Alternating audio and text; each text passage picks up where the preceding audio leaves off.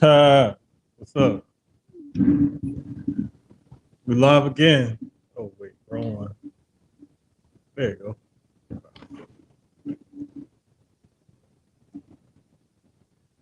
That's Sucio Sportz episode 12. Live right now. Uh, I'm your host, co-host, whatever you want to call it, representative. I am the navigator, the steerer of the ship, whatever, however you want to word it, whatever it is, that's me. I'm Jermaine at the underscore Jermaine. You can see it right there. I'm still not used to this pointing thing yet. Let's see if we get the thumbs up thing. We get the little balloon again. Hey, we know how to do that emoji. That's the only emoji we know how to make pop up. And it only pops up on mine for some reason. It never pops up on Keyz. Like, I have no idea how come it's on mine, it's not on his. I don't know what that's all about. I may give him the login next week and tell him to do the thumbs up thing or whatever. But episode 12, Keyz will be here in a minute. He's officially a homeowner now. We could talk about that because we talked about it on social media, so we can actually I can actually say that and not be like broadcasting my boy business or nothing. But so he just getting a few little things settled in the new crib and whatnot. But yeah, man, episode 12. We trying to stay as on time and consistent for y'all as possible every Tuesday or Wednesday, sometime starting between 8:30 and 8:45. That's just work with us for right now. We two busy dudes with busy schedules, and we just trying to bring y'all as entertaining and as behind the scenes look and what we do, what we talk about, and how we talk about and consume sports. But yeah, man. But you know how things go. Y'all know how it is. Life be life, and sometimes things happen. Something pop up, unexpected. So you just get what you get.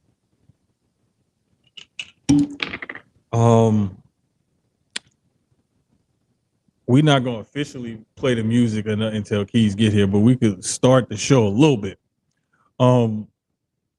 This past week in the NFL, we saw some pretty, I would say, interesting games. It all started with the Thursday night game where the Raiders just, I mean, that should have been abuse. There should have been, like, the NFL should have had a mercy rule. Like, bro, if you up by 40 something at the half and the other team has not scored, like, that should have been just like, all right, white flag. Look, let's mandatory the last guys on the bench and the last guys that just got signed. All of them got to play and start. Like, y'all got to do something. Like, if the team down by 40 something, fair catches it, they get the ball at the 40. Like, can we do something? Something. Like, can the clock just continuously run?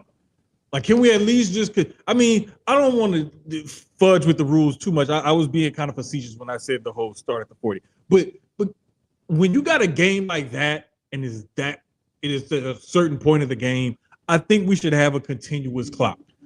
Same thing in NBA. MLB, I don't know what we're going to do about that. We should have a mercy rule or something in MLB. Like, if you're down by 15 runs after, like, the 7th inning, call it. Done.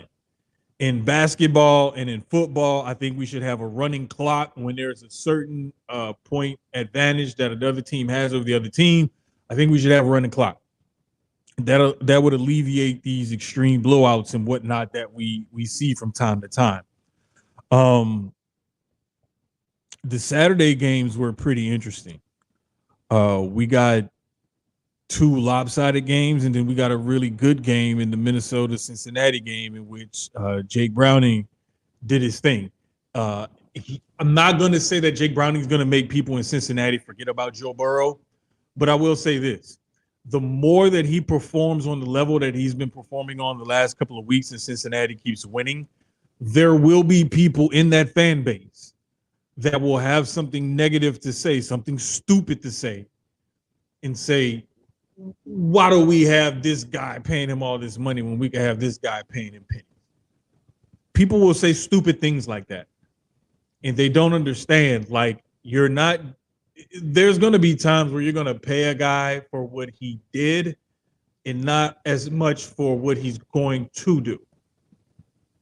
You're always going to pay them for what they can do in the present. But sometimes you're paying guys off past accomplishments more than you're paying them off of future accomplishments. Joe Burrow's case is a little bit of both. You paid him because look at what he did for your franchise, brought him to the Super Bowl, gave this team prominence, a Heisman Trophy winner, he's from the state of Ohio, so on and so forth. And then you look at Joe Burrow, where he is right now, and it's like, okay, this guy is still the guy. He's still being called upon as one of the top quarterbacks in the league. So we have to pay him for what he's worth, and he's next up, so he's going to get the most money, guarantees, blah, blah, blah.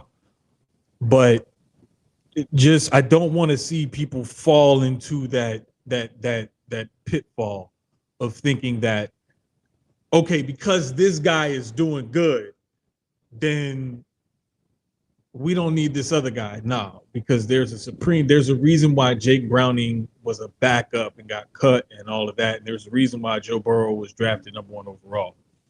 There's a reason why Joe Burrow has been the starter since day one, outside of barring injury. And there's a reason why Jake Browning has bounced around to different teams. There's reasons why those guys' careers intersected where they did. Just trust and believe, and the proof is in the pudding, and what happened. If anything, I wonder, I'm about to look this up right now, if they have him signed beyond this year, then, now you got trade bait. But, typically teams aren't that bright to say, okay, yeah, I'm going to go ahead and I'm going to sign this guy to a multi-year contract.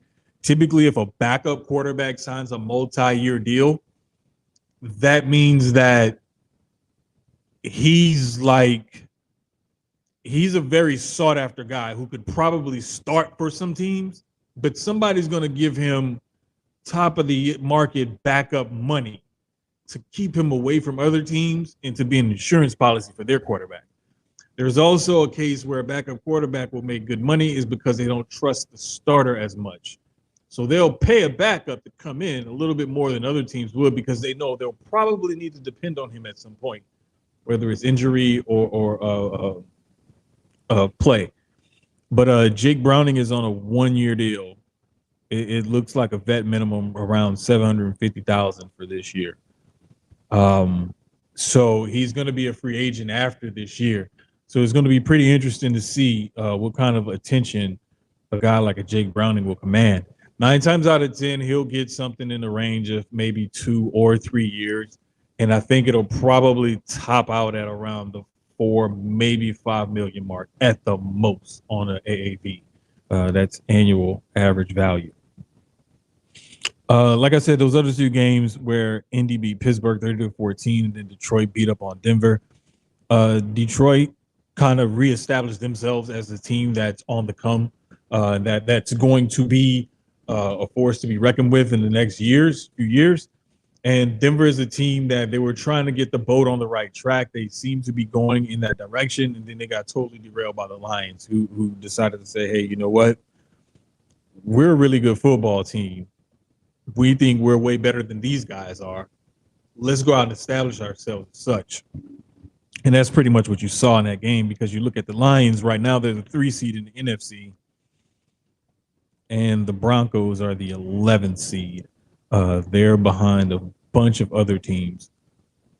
So you see those 2 teams on opposite ends of the spectrum right now. The Sunday matchups, Cleveland continues to just get it done. And that's the biggest thing that I can really say about the Browns, is that they just continue to get it done. I mean, the more and more I think about it, the more and more I'm going to say it's their defense that's truly the guiding force there. But when you got a guy like a Joe Flacco, who's a former Super Bowl MVP, who was a first-round pick, he was the big-armed guy. Now he's the old grizzled, vet, journeyman, backup quarterback. Now you look at him and you're like, Okay, you put a guy like that on a team like this, and he should be able to cook a little bit. Just for the simple fact that he still has some of that good arm strength. He's a veteran. He knows the game. He knows how to read defenses and whatnot by this time in his career, or at least he should. And he's just one of those guys that, you know when you call his number, he's not gonna really embarrass you or lose you the game. It's just like he's a caretaker basically. He's one of those people he's gonna do enough to get you in position to be able to win, but he won't put you over the hump and lead you to a victory. He did that in this game. However, let's not look for this in these guys, these backups, these guys that aren't starting and whatnot. Just like I was telling the guys, weeks ago about Josh Dobbs, I said, give it a minute, and he's going to regress back into the guy that he always was. He's going to be the reason why he signed late in camp for the Cardinals. It'll be the reason why the Cardinals gave him up for a late round pick to the Vikings when they were in need. There's also a reason why he got replaced and got benched, because it's like a Linsanity thing, just like Jeremy Lin. Like, you'll get those guys that'll be a phoenix rising out of the ashes, and it's this great, story and comeback, all this stuff, and it's like, whoo, yeah, hey, team, whoever. And then eventually they hit a plateau where it's all that's as high as they can go, and that's the level that they can go. How long that plateau lasts is up to that player, their teammates, whatever sport it is, certain conditions, right? And eventually gravity takes over. The rocket fuel runs out. They can no longer maintain that level of play. The wave is done. The waters are calm. Tides have found their level. And now this person is back to where they once were. It happens. Was I happy to see it? No, but it's just like one of those things where you see it coming a mile away and you try to warn everybody, nobody wants to listen, and then finally when they run into it and hit it, it's like, I told you it was right there in front of you. You didn't want to listen. It's like the people who you see that sign says right lane ends, merge left in however long. Nah, they want to keep going. And then they want to like get upset with you because you don't put on your turn signal to let them in. Like, nah, we both saw the same sign back there. I got over, you didn't. You can't get mad at me because I don't want to let you in now. Now that you just decided to ride the lane out. No, I tried to warn you. You didn't want to listen. That's on you. In Tampa Bay, I really wish Keyz was here because I'm going to give him his props. He has been Baker Mayfield's number one cheerleader since Tampa acquired him in the offseason. Raise a glass to Keyz.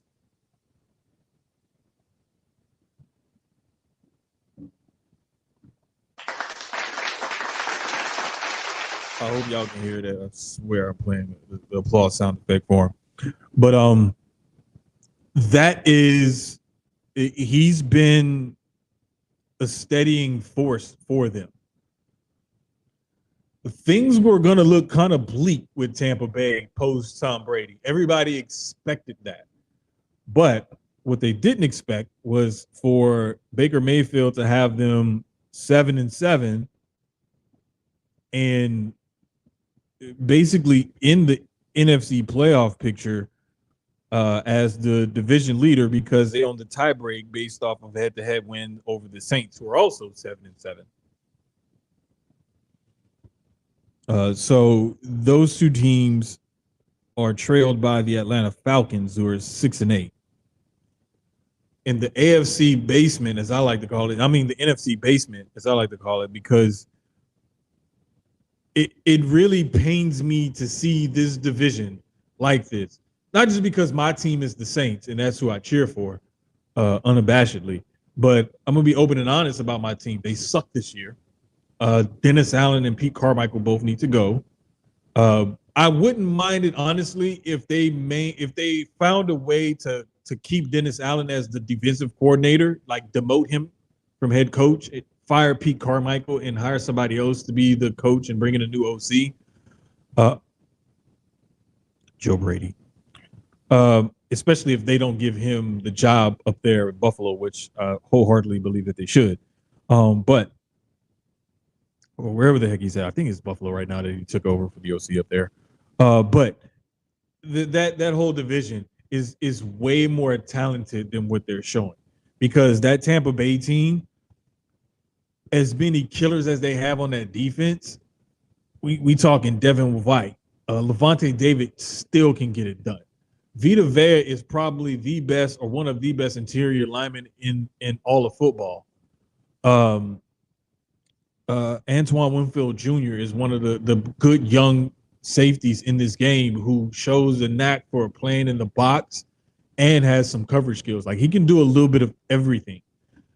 And the list goes on and on and on, with the guys that they have over there.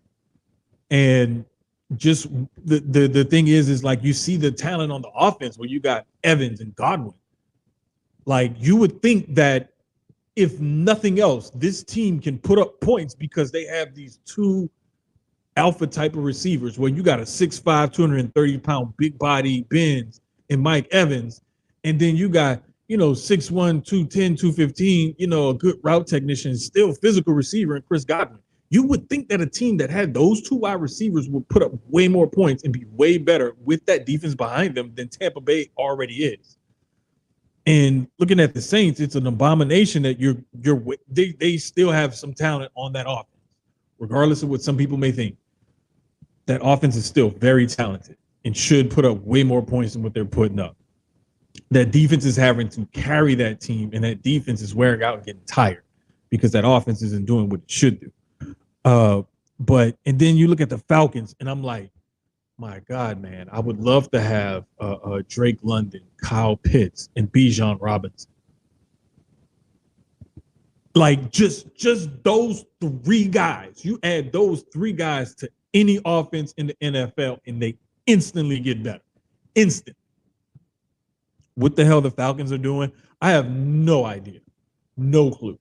Because that team should be way better than what they are right now.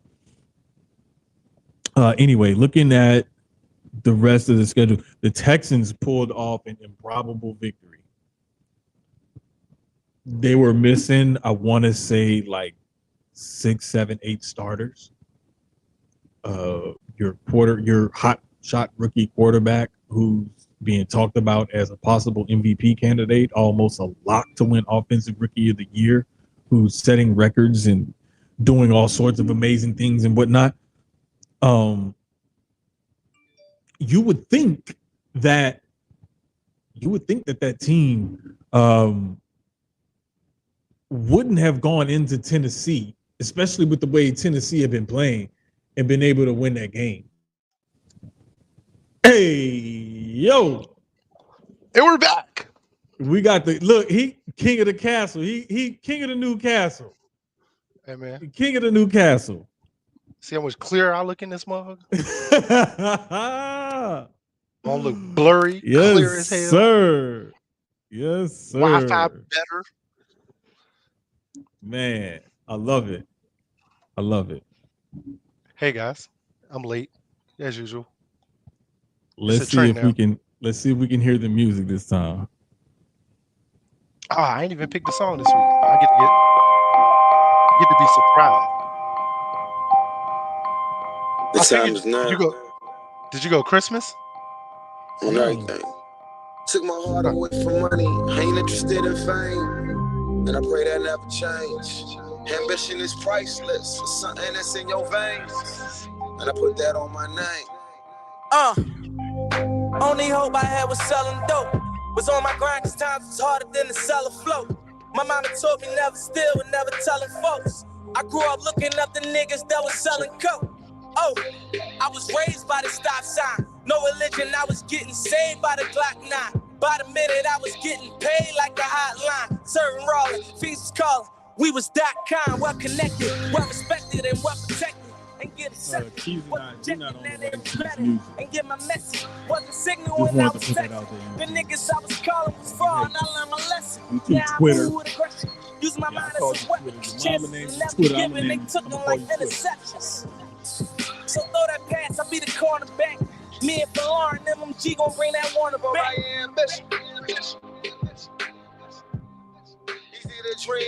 Nah, I played that specifically for you, bro. Cause like real talk, pod aside, everything else aside, bro. Proud of you, bro. I You're a appreciate it, homeowner, dog. You deserve Feels that good. song right there. You deserve that one. That one was for you. Straight up. It definitely feels good. Feels like love. Look, man, like people be talking about that kind of stuff and they say like support your friends and this and that. Like, no, man, like don't just be saying that if you're not gonna really be about that. Like, if you're not gonna pick up that phone and check on that person or call that person or cheer that person on or be that person's biggest cheerleader or whatever. Like, if you're really not gonna be there and be about it, like, don't be saying that shit. Be real about that shit because life hard enough as it is. That's a If fact. you're gonna have people in your corner and stuff, and you're gonna like really be about that shit and be supporting people and do something for somebody else outside of yourself or something like that. You know what I'm saying? Because everybody going through something. And sometimes your burden may not be as bad as somebody else's, or you may feel like that person can't carry this, but everybody can't carry the same thing everybody else can. So be nice to that person. You never know, that might be the first time that somebody heard something nice or somebody said something nice or whatever to this person. You don't know how long.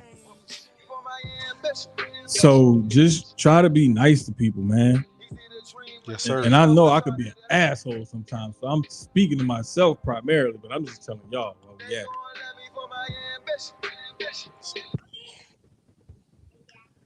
But yeah, man. So you came in and I was on the Texans and the Titans. I was going down the list of the games and stuff. And Okay.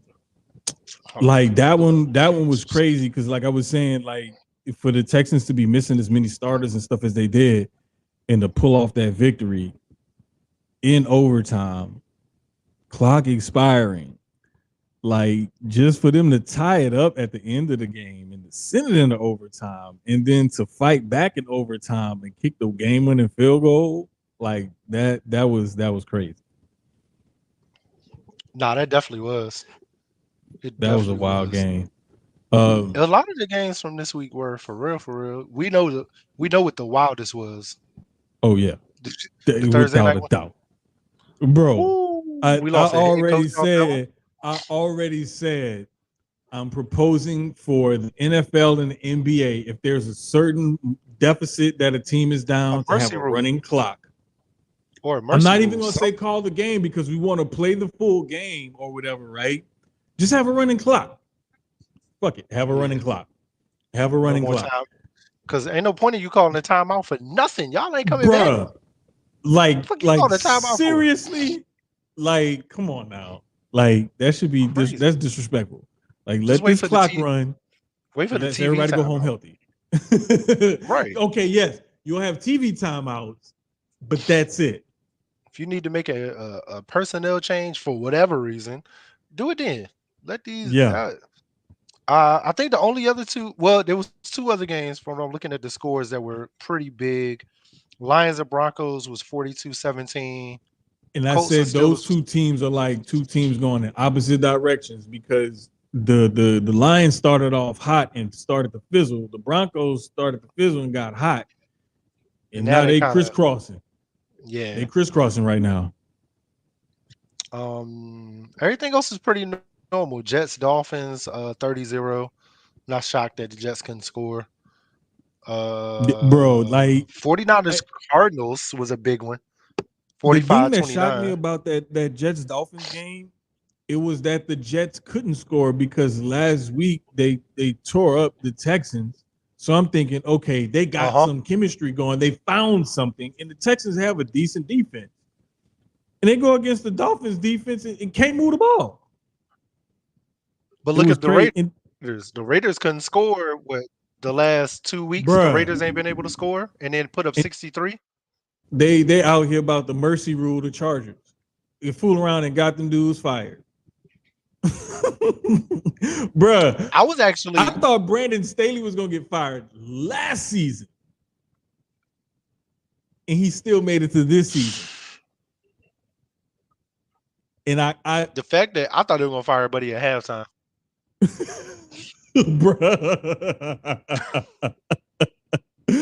Look, pull the curtain back. We in the group Buddy chat. Was out of there. Everybody, they like, hey, he not coming back at halftime, is he? Bro, they can't do that in the middle of a game. Like, I'm trying to be like, level, sensible, da-da-da-da-da. I was like, look, they can't do it at halftime. I said, but I wouldn't be surprised if his office is packed by the time he got back to the facility. Hell if they can't. Bro, I need to see an NFL owner fire a coach at halftime. I need to see. Like, I don't want to watch somebody lose. Like, I don't wish for somebody to lose their job. But if anybody's going to lose their job and we're going to get an entertainment factor off of it, it should be an NFL coach, because he has a contract. He's already made tons of money, and he's going to make tons more by not doing anything. I think we'll be okay sacrificing an NFL coach to get fired at halftime for our entertainment. I think his feelings will be spared. He'll have millions of reasons to clear himself up. But bruh, the Carolina-Atlanta game, like 9-7. That's what we doing. This is why I call that division the NFC basement. I'm not surprised by that score whatsoever, though. I'm not. Because I said in the beginning, though, I said Falcons, Packers. Oh, I was gonna say, I had Falcons, Packers at the bottom of that division when the season started anyway, so I'm not too shocked by that score at all. Yeah, I ripped them a new one earlier because I said everybody in that division is way more talented than what their records say, and the Saints are wasting talent, the Bucks are wasting talent, Falcons wasting talent. Panthers, I'm surprised that they're as bad as they are with some of the talent that they still have on that roster. Right, especially with the moves they made, drafting the young quarterback, like with all of that, I'm shocked it's going the way that it's going. Right, and it's paining me to see like that whole division just waste talent like that. Speaking of wasting talent, I won't really say wasting talent because I don't think that the Cardinals really wanted to win major this year. I think that their whole idea was just screw it, let's punt on this year and go into next year. But they lost to the 49ers. We kind of expected that 45-29. They put up a little bit more of a fight than what we expected by scoring, damn near 30 points. But I was kind of, the game that threw me off was that Cowboys-Bills game. Because I was not expecting Buffalo to just run through Dallas like that. I was not expecting that to be a 3-score game. They literally ran. They literally ran through Dallas. And it shocked me because I'm like, that after what they did to us last week, that's what shocked me because of how they beat us and just how they've been rolling. Mm-hmm. I was shocked that Dallas came but I'm not shocked because if you look at their road record, they have been ass all year. All of their losses have been on the road. So I'm not let's shocked. See. Hold up. Wait a minute. Let me go to the other standings because this doesn't show their splits. Let me take a look at their splits. That way I'll be able to go over it. Because I always pull up I had the playoff standings up earlier. Okay, here we go. So they're 3-4 on the road, 7-0 at home. So it's just like you said, like they're ass cheeks on the road in like a Super Bowl contender at home. At home, they undefeated. Right. And I didn't even realize their splits were that bad this year. I thought I thought they had dropped the game at home for some reason, but I mean, they're literally the only undefeated team at home in the whole league. Everybody else has taken at least one loss at home this year, except for the Cowboys. Now, looking the game at that actually didn't shock me too much was us and the Seahawks. Bro, we've been talking about this stretch of the Eagles schedule. It's been, I think it was the Eagles, 49ers, and Cowboys and Chiefs. I think there was like 4 teams that were. It was may have been more. I know it was those 4, but they had like a stretch in their season where we were just like, damn, this is going to define these teams' season. Like, this is going to separate the pretenders and the contenders right here. If they can get through these stretches at least 500, they'll be okay. And Eagles are going through it. Now the Cowboys are going through it. And it's like, we saw this coming. But they still had a shot. Very much so. And see, this is where the difference I see between the Eagles and the Cowboys. Bradbury. This is where I see the difference between the Eagles and the Cowboys. The Cowboys got worked, right? The Eagles got worked 2 weeks in a row, and then they come back and they like, nah, we not having that shit. If y'all gonna beat us, y'all gonna have to grind it out and beat us. And that's how the Eagles chose to do it. And even though they still lost, I give them props, because if you think about it, a team that's that high and mighty and you get knocked that far down your perch late season, and you got a team that's coming after you, you would think that they would fold again, but they chose not to fold. And they're like, no, we're not going to fold again. We're going to come out here and we're going to play.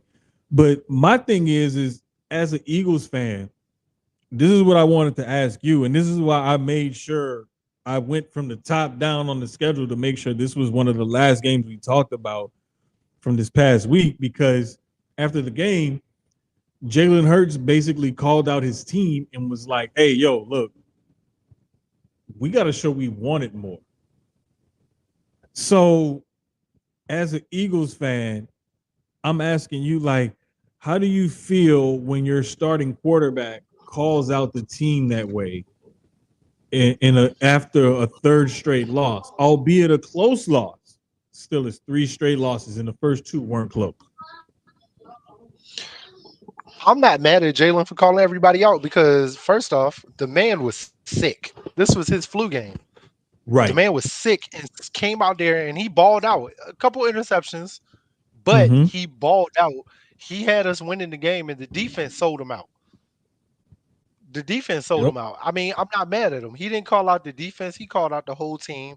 And I feel like as the leader, that's exactly what he was supposed to do. Because even on offense, there was things that could have been corrected. Yeah, we were in the game, but we should have been up by more.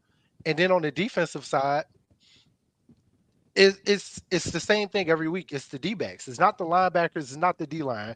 I feel like they're doing what they're supposed to do. They're stopping the middle now. It's those D-backs. Our D-backs have been weak all season. And Bradbury and Jigma Smith kill him. He got beat on the previous play by DK up the side, and then Jigma Smith got him for the touchdown. And it's like, is there any? Our D-backs are just weak. And I'm gonna be honest, we were talking about this in our Eagle group chat, but this is one of those, like, it's at least gonna be a if not a first round, depending on who we get, a second round exit. This isn't Super Bowl. I mean, I've also seen the Giants have an 8-8, 9-7 season and go and win the Super Bowl also. So I've definitely seen the Giants squeak into the Super Bowl squeak into the playoffs and then make the Super Bowl. But as of right now, in our next 3 games, relatively easy. Giants, Cardinals, Giants should be easy. I'll say that, but you never know how it's gonna go and what's gonna happen. Yeah, it's gonna be. It's going to be difficult, man. Just this stretch of the season right now, just what I'm looking at, like it's not going to be a cakewalk because there's teams out there that you think you look at the standings right now. Like let's just hold on. Let me go back to the playoff standings because that shows me what teams at the bottom of each conference. But you look at, let's say, a team like the Patriots at 3-11, the Jets at 5-9, Titans, Chargers at 5-9. You look at those four teams, and if you have to play one of those four teams down this stretch, and especially if you're one of those teams that's already in the playoffs or guaranteed to make a playoff spot, or you're trying to clinch or whatever, I don't want to play any of those teams because Bill Belichick coaches one. And a Bill Belichick coach team, I don't care if he's old and senile and him and the team are about to part, whatever. That's still Bill Belichick on that sideline. He still has some pieces and he still has some he's a good football coach. The Jets have a lot of talent and should be way better than what they are, and we're a quarterback Achilles away from being a top contender. The Titans just beat the Dolphins and proved that, like, hey, we can hang in there with some teams. And the Chargers should be a hell of a lot better than what they are right now. We look over in the NFC. The Panthers beat the Texans earlier this year, who are in the playoffs, and they just beat the Falcons, who are a game out of the division lead. Although that division is terrible, still, they just beat a team who's a game out of the division lead.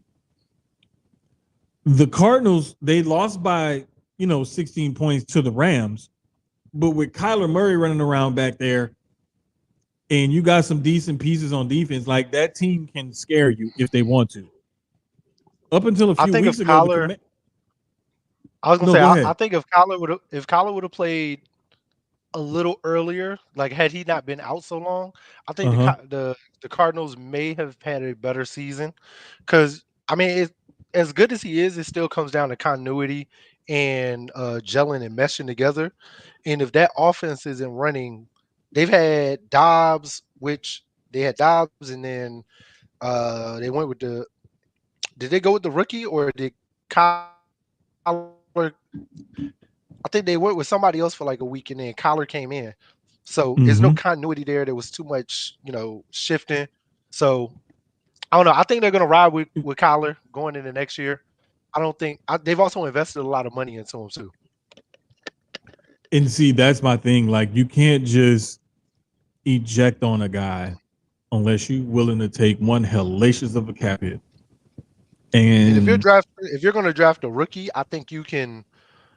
If you believe in whatever rookie you're planning on drafting, I think you can take that cap hit initially, just because you're not going to have to pay the rookie but so much.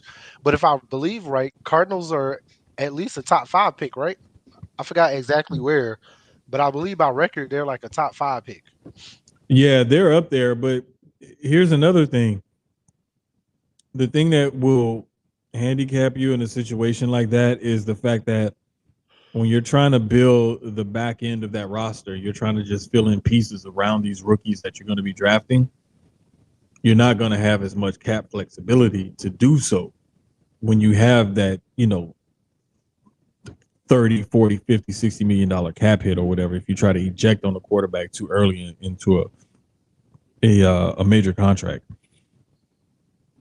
But I'm just, I don't know. Like, I just know that teams at the end of the season, they need to be a little bit more careful, a little bit more mindful. Don't take these other teams lightly because there's you'll fool around and get got. Like, we got this week's schedule. We got Saints, Rams on Thursday night, which, if you judge by this past week what those two teams did, you would think that this would be a good game. I don't know. I'm not expecting it to be a good game. I'm expecting this to end up like 20-17 or something like that, kind of like that Seahawks-Eagles game or something. The two Saturday games, you got Cincinnati-Pittsburgh, which honestly, I'm expecting the Bengals to win that game. I'm expecting it to be a fight too. And then I'm expecting the Bills to mollywop the Chargers. For sure. For sure. Then we look at Sunday.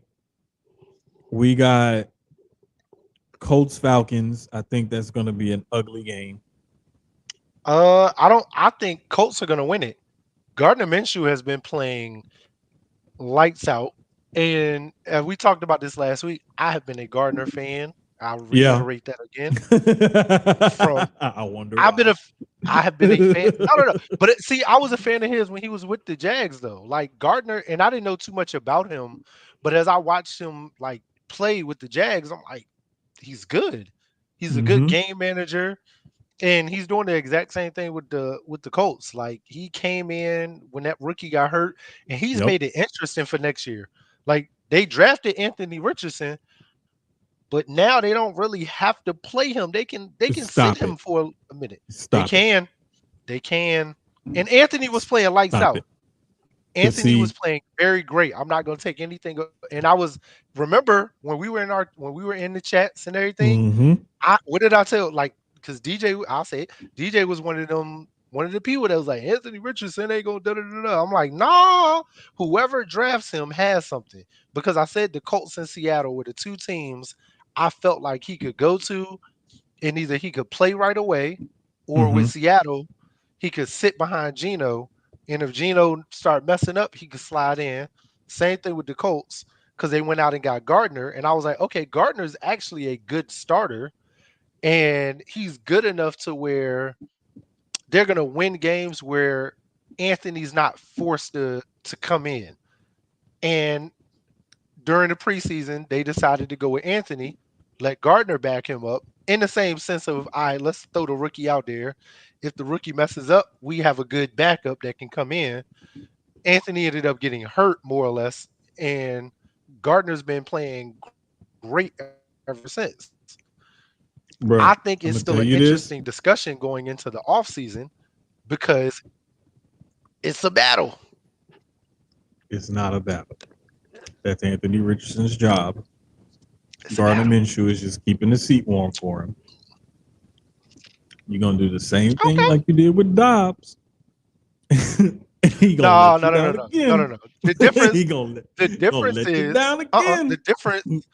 The difference with Gardner is Gardner's been consistent since the Jags. The only thing that he's kind of like what's my man that went to Virginia Tech? That every time he go to a team, he's the starter for like one game, and then Tyrod Taylor. Gardner Minshew he's in that Tyrod Taylor thing where he goes to teams that could use him. Like even in Philly, he was with us. I actually liked him as the backup.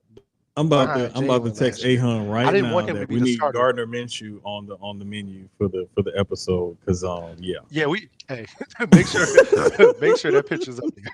I'm texting him right now. But I'm telling you, I should have told him. I think I can't remember if we had Dobbs on one of the episode picks or not. But I was like, damn man, I wish we would have had one. Because I would have looked back at it and been like, yeah, see, told y'all.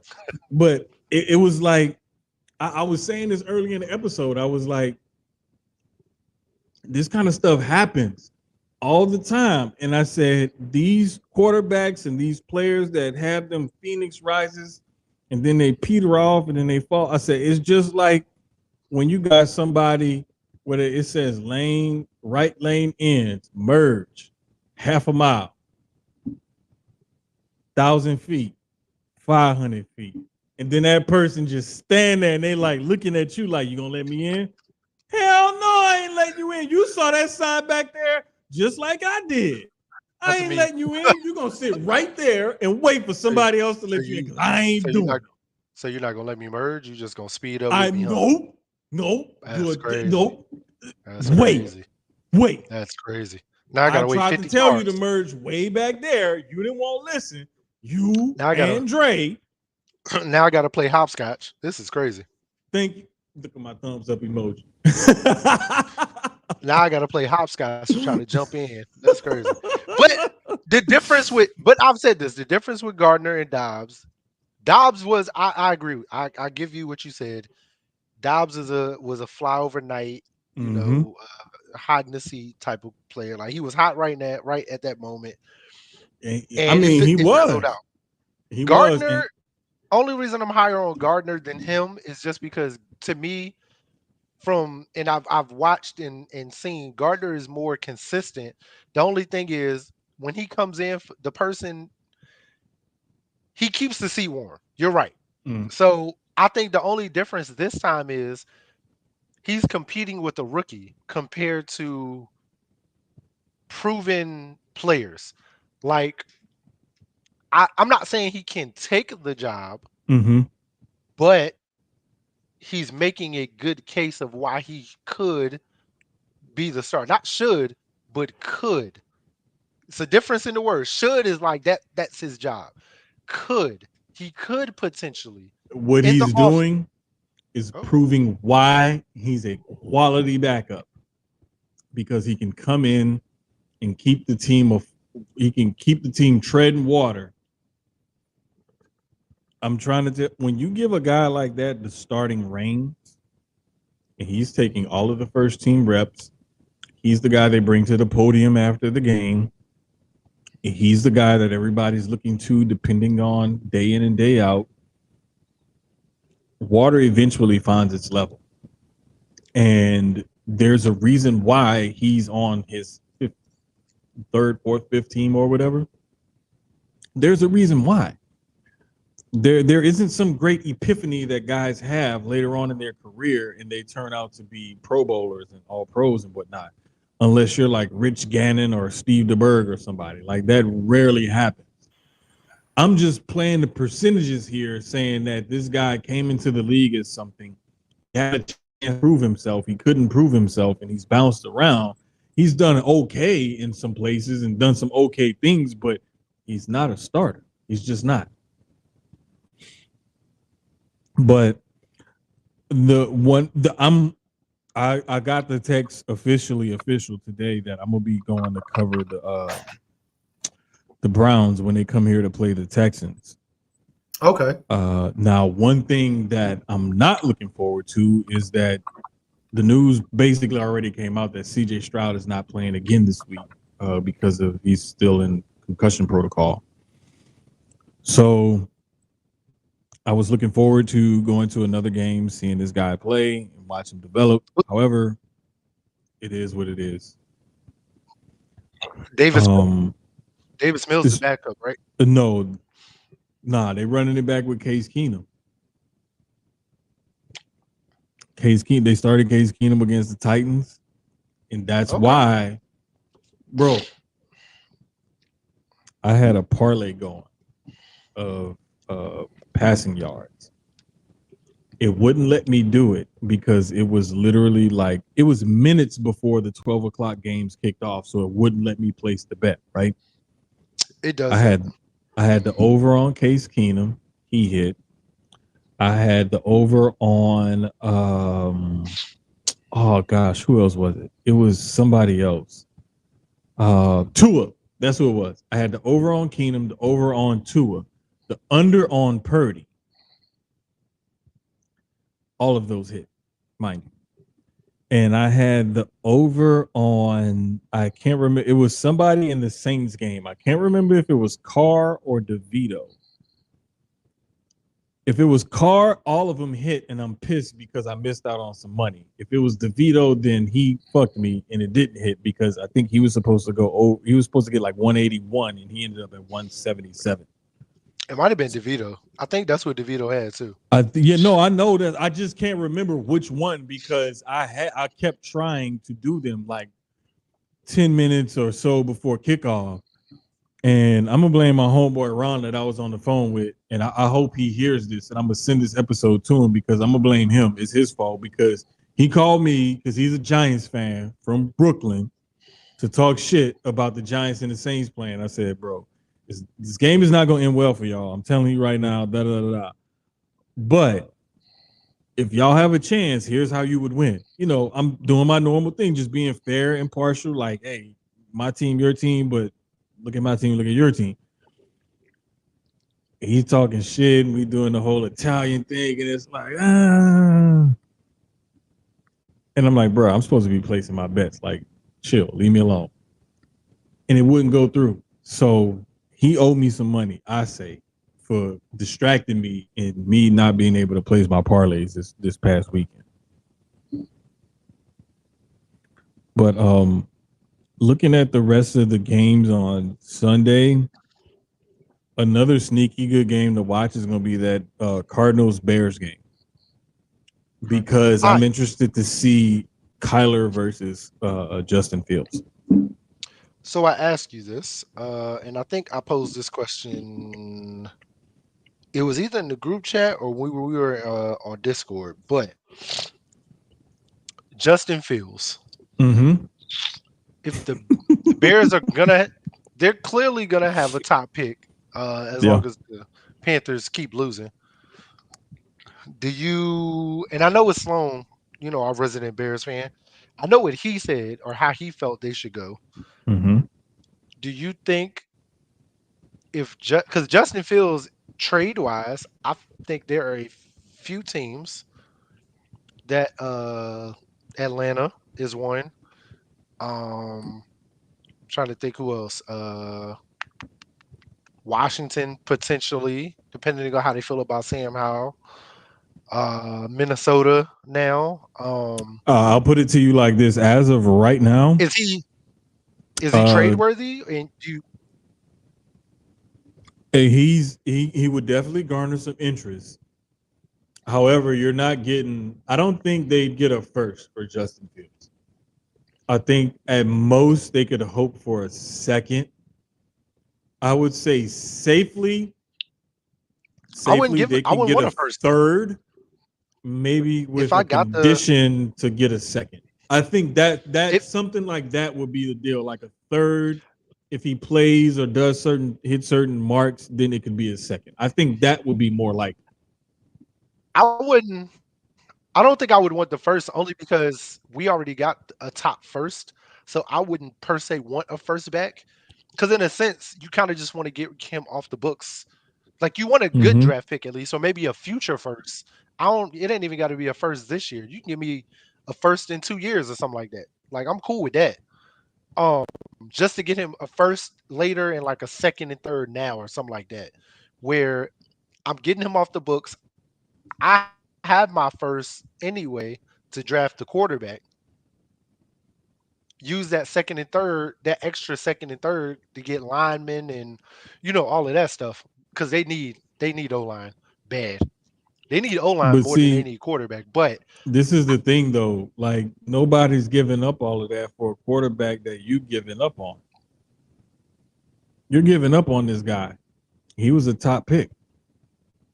I'm not about to turn around and give you more than what you paid for him for damaged and used goods.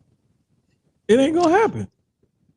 Is he damaged? I put it. I'm not saying damage. Just like it's like a car.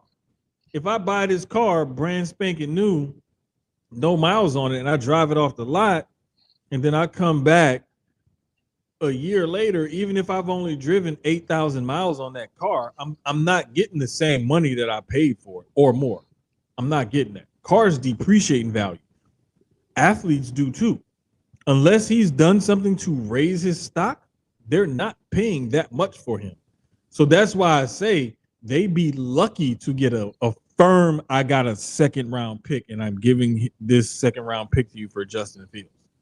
They're more than likely going to get like a third or a fourth with a condition to bump up around if he hits certain benchmarks. That's what this is going to look like. Outside of that, I'd be shocked, outright shocked, if anybody paid more than a second rounder for Justin Fields. I'm just saying, he's good. He has these skills and everything. But once you've basically exposed him to the league and they see all of his flaws despite not having the talent around him to flourish, nobody's going to think that he still has all that hype he had coming out of Ohio State. The cover's been blown. There's film on him now. So much hype. Right. And so as of right now, the Bears still have the first overall pick. The Patriots have the second. Cardinals have the third. Commanders at the fourth. And the Bears again at the fifth. And you know what's crazy? It sounds like so the Bears have the first and the fifth because of their overall record. So they could potentially trade him, go quarterback, potentially. They could go O-line and quarterback all in the first five. Honestly, they could go quarterback and wide receiver. Because let's say Marvin Harrison Jr. decides to leave, they could go QB and wide receiver all in the first five. Because those other three definitely would. If Cardinals are iffy, but Commanders and Patriots, I can see them going quarterback. I think Daniels goes Commanders only because, and I say it on here, I don't care what nobody say, Patriots ain't drafting no black quarterback. Not to start. I don't care. He's not even the second quarterback off the board right now. I believe after Caleb Williams, I believe it's Drake May from UNC. From UNC. And I seen some about him falling to. It was either him or the Duke quarterback falling to. I believe it was the Giants at 6. Yeah. I think it was. I think him falling to the Giants at 6. Because if you think about it, which is crazy to me, you taking two Duke starters back to back after what you seen Daniel Jones. But my thing is, I don't care about. And I like Jones at Duke. I don't care about the history of the quarterback. I look at, does this guy fit what we're trying to do in our offensive system that we're running right now? I don't care about the history of whatever the hell, quarterbacks did 5, 10, 15, 20 years ago from that school.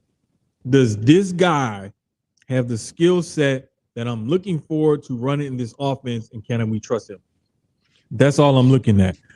But I like Daniel Jones coming out of Duke. When he got drafted, I said the Giants was the perfect place for him to go. One, because he'd been around the Mannings since he was little. So I was like, oh, he's just another Manning. Basically, he was Eli. To me, when I watched his game at Duke, he was Eli-esque to me. And I was like, oh, that's perfect for the Giants. He would make good throws. But here's the difference with Daniel Jones. And I was just telling my homeboy about this because, like I said, he's a Giants fan.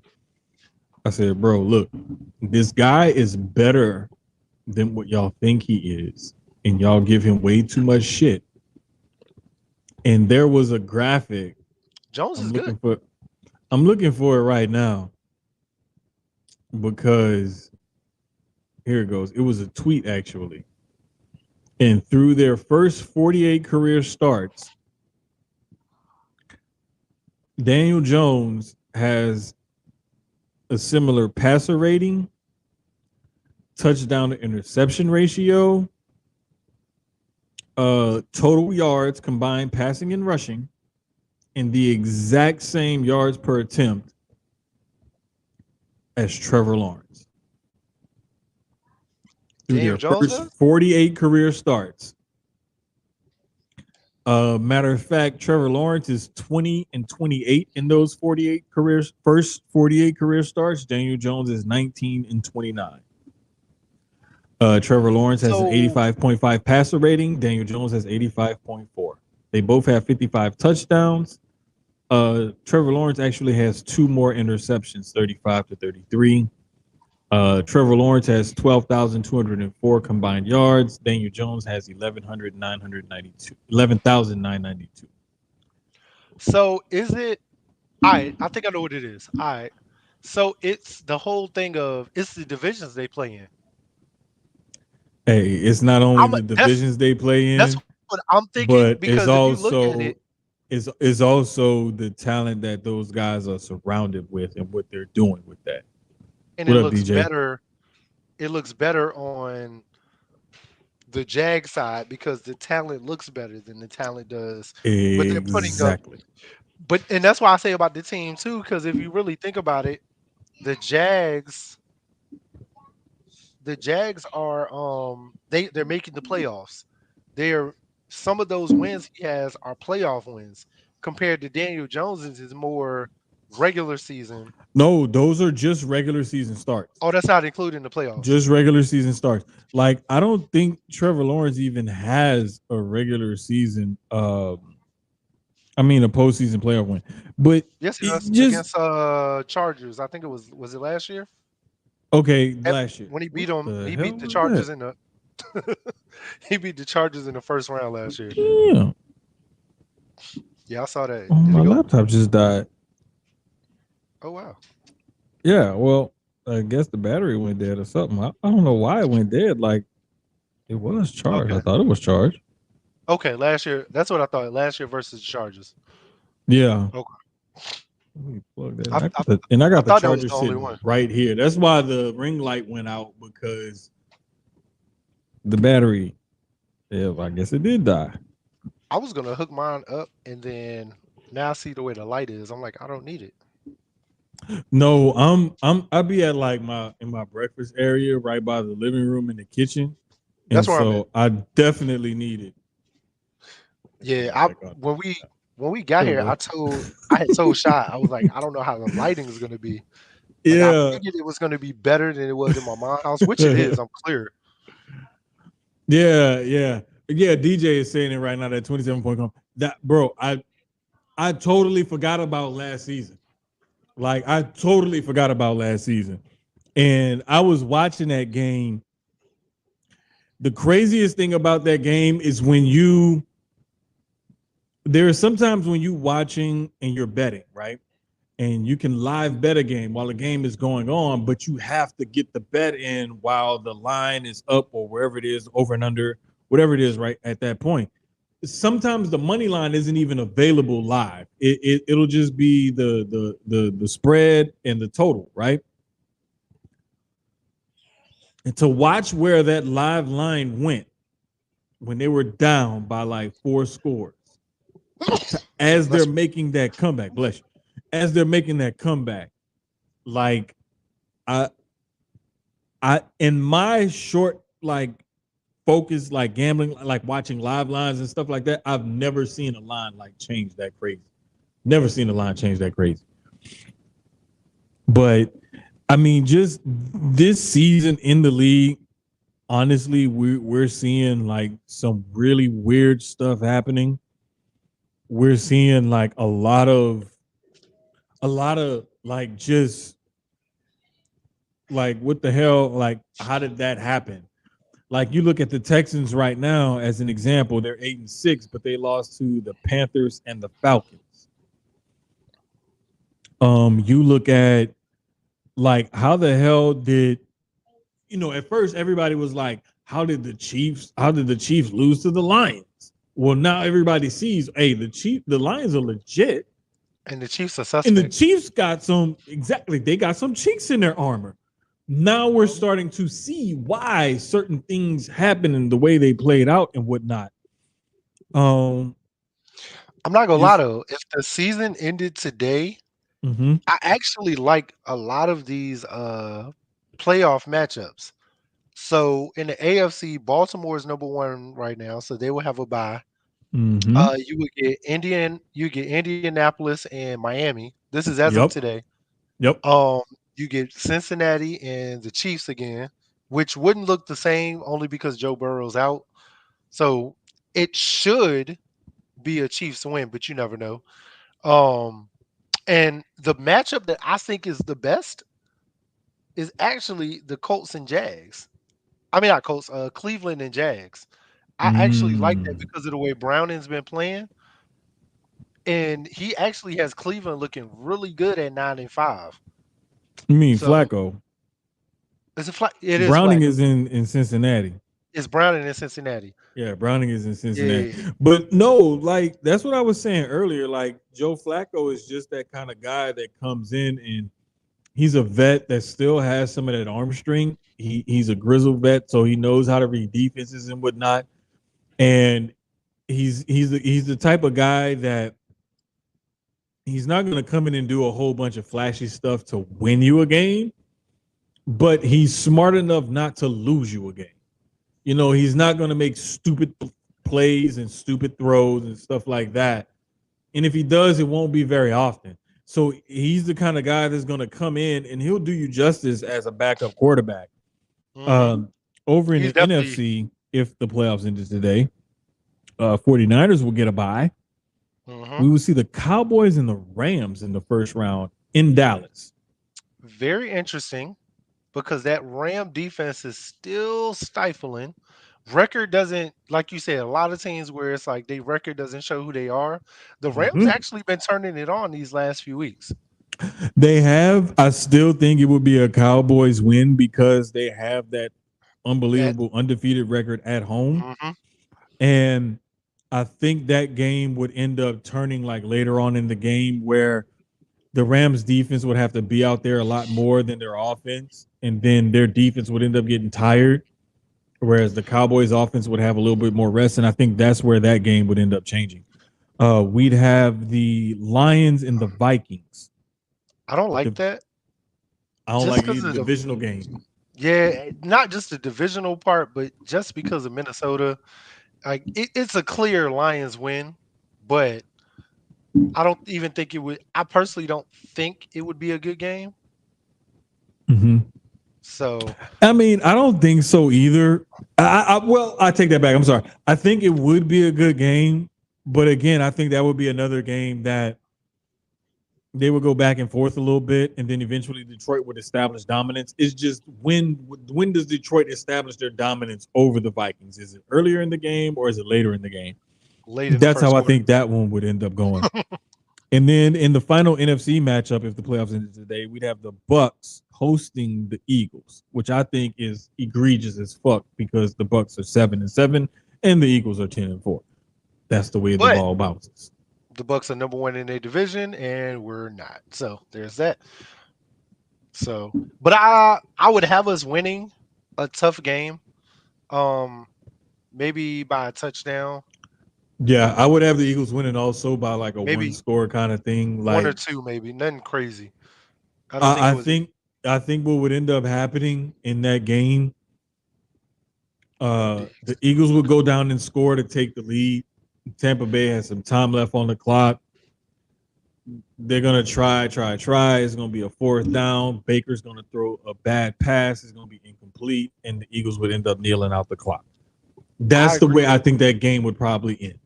I agree with DJ just said, too. Going back to that Dallas Rams game, with Diggs out, Cooper Kupp would eat. Oh, easy. And honestly, here's the thing. He'd have Bland on him. I would Bland or Gilmore. Yeah. So even without Diggs, they still have, and I hate to give them props. You know, I hate that star. I know, but I'm proud of you for being professional. And you're the professional one, not me. You trying at least. I'm so glad. I be wanting all my Dallas friends to watch sometimes just because this is the only time you'll ever hear me talk good. I told my cousin that this morning. Hold on, what's today? Yesterday, when he called me yesterday. No, today's Tuesday, Wednesday. Tuesday morning. He called me yesterday morning, and it was the same thing because he always got to call me after the Eagles lose. But I said it to him. I was like, you know what's crazy? When I'm on the podcast, I give y'all props. I talk good about y'all. I'm like, hey, y'all, da-da-da-da. But on Facebook and anywhere else, it's fuck y'all. It's fuck y'all to the core. I can't stand you. Can't stand you, your fans, none of that shit. But I like Diggs and Gilmore. I think they do. Their defense is good. I mean, not just what they showed last week. I don't know what happened. I mean, with the week before. I don't know what happened last week with Buffalo. I think Buffalo caught them sleeping and they never woke up. Yeah, that's just it was one of those things where, like, when you watching a boxing match or even a UFC fight, some sort of one-on-one combat type of sport, right? And you got a guy and you're trying to feel out his power and you feel his power and you're like, oh shit, damn, he really hit hard. Like, wait a minute, I may need to reconsider some things. And then you trying to go about your game plan, but it ain't really working because what you thought you could do, you can no longer do. Mm-hmm. It's one of those situations like that. They were like, hey, we should be able to come in here and do this. And then when they could, they were like, oh, well, shit, what do we do now? They didn't have a backup plan. And on the road, that's just how they've been all season. So, yep.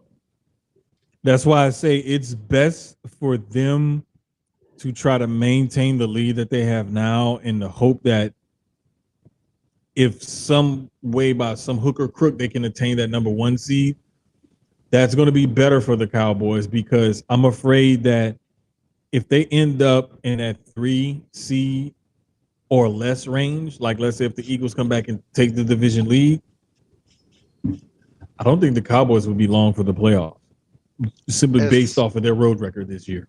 Especially with these last 3 games, it favors us more than them. Hopefully, Jalen got in everybody's ass, pause, the right way where, these next 3 should be the cakewalk that they are. Mm-hmm. Between, again, Giants, Cardinals, Giants should be a full cakewalk in all 3. Divisional games are always tough, of course, but it still should be a cakewalk in all 3.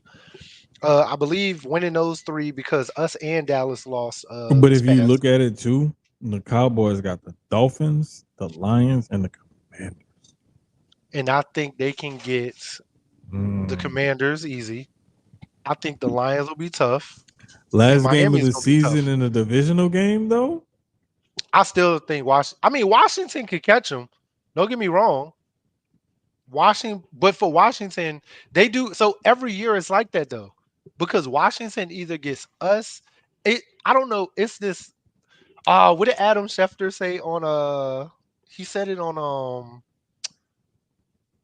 Pat McAfee's pod Monday, I think it was. But the last game of the season is always a divisional game ever since the NFL changed the way they scheduled it a few years ago. So you're always going to have a divisional game. The way Schefter said it was like the NFL scripts. You know how the fake NFL script? Oh, yeah. He was saying it like the NFL scripts this every year. And it's like that last game of the season is like that game for everybody. But Washington always ends up playing somebody where they need to win that game for like seeding or whatever. And they always end up spoiled. They've done it to Philly. I've seen them do it to the Giants, where Washington comes in and spoils whoever is supposed to win who needs that game. So Dallas could lose all 3. They potentially could. I don't see them beating. I think they can beat Miami. I just think Miami and the way they're playing right now, that defense is clicking. I don't think they will. And the Lions, I think they can catch the Lions. The talk all season, or this second half of the season, has really been, from what I've seen, between the Lions and Cowboys. And I think that game is finally going to show who's the better team. I've seen a lot of Cowboy fans say that they feel like the Lions are a better, like true football fans who aren't biased to the star have said that the Lions are a better team than they are. They're more consistent than Dallas has been. And the thing is, the reason why they're going to say that is because when you look at both of those teams' seasons, you don't see the up and down wins and losses on the Lions schedule as much as you've seen them on the Cowboys schedule. I think that's where a lot of that comes in at, is when you look at both team schedules, you don't see like Detroit losing by 3 scores and then also winning by 3 scores within the same season. Mm-hmm. Like their first loss was 6 points. Now I think the Ravens they got their head beaten by the Ravens. Yeah, you saw that one. But then their other loss, a touchdown to the Packers, and then their other loss was that 15-point loss, that abomination to the Bears. But it's like, okay, we saw that one game where the Ravens just like destroyed them. Outside of that, I mean, that game to the Bears, it got off the rails, kind of to them. But you didn't really see the Lions like take really bad losses and just be like, okay, what the hell? With the Cowboys, they lost to the Cardinals in the third game of the season by 12 points. And at that point in time, everybody knew the Cardinals wasn't shit. They wasn't nothing. You take an early season loss like that. 2 weeks, you beat the Patriots, and then you backdoor and lose 38-3. I'm sorry, you beat the Patriots 38-3, and then you lose 42-10 to the 49ers. You get 2 more wins, and then you lose to the Eagles by 5. You go on the streak, and then you just got your head beat in by the Bills. Mm-hmm. It's like you saw them stumble early a couple of times, get beat up, catch themselves, and then get you it back together. Beat up late. And now with 3 games left, you got the Dolphins, Lions, and Commanders. And 2 of those teams are in the playoff picture, and the other team could play a spoiler. And not just in the playoff picture, they are in. They up there. They're not like at the bottom. They almost guaranteed a playoff spot, pretty much. Like both of them are pretty far up there. They're divisional leaders. Both of them. Miami's leading their division, and so is the Lions. So yeah, I see what DJ is saying, where it says it comes down to who you trust more, Goff or Dak. That plays a part in it. Now, I'm gonna be biased, but these two defenses, they got something to say about this, because make no mistake about it, Dallas has added stuff to that front four to help that pass rush and that run defense be a little bit more formidable than what it's been in the past few seasons. Mm-hmm. And you look at what the Lions are doing on defense, it's a reason why Aaron Glenn is being talked about as a potential head coaching candidate in the next couple of hiring cycles, because of what he's been able to get out of that Lions defense. So there's a reason why those two defenses are performing the way they're performing, and the reason why these two teams have the records that they have. I'm not just going to let it all boil down to the quarterbacks. It's true, and Hutchinson is a dog, DJ. Yes, I was getting ready to get to him, but it's like those defenses are helping out those offenses, whereas before you would see it would be all offense and no defense. Particularly, I would say last season with the Lions and the last few seasons with the Cowboys.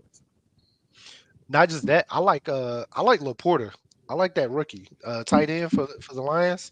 I understand why they were okay with trading Hockenson away to Minnesota, even though he's had a better career. He's looking better with Minnesota than he did with the Lions. Mm-hmm. Even though he looked great with the Lions, he's looking even better with Minnesota, and he fits that offense a little better.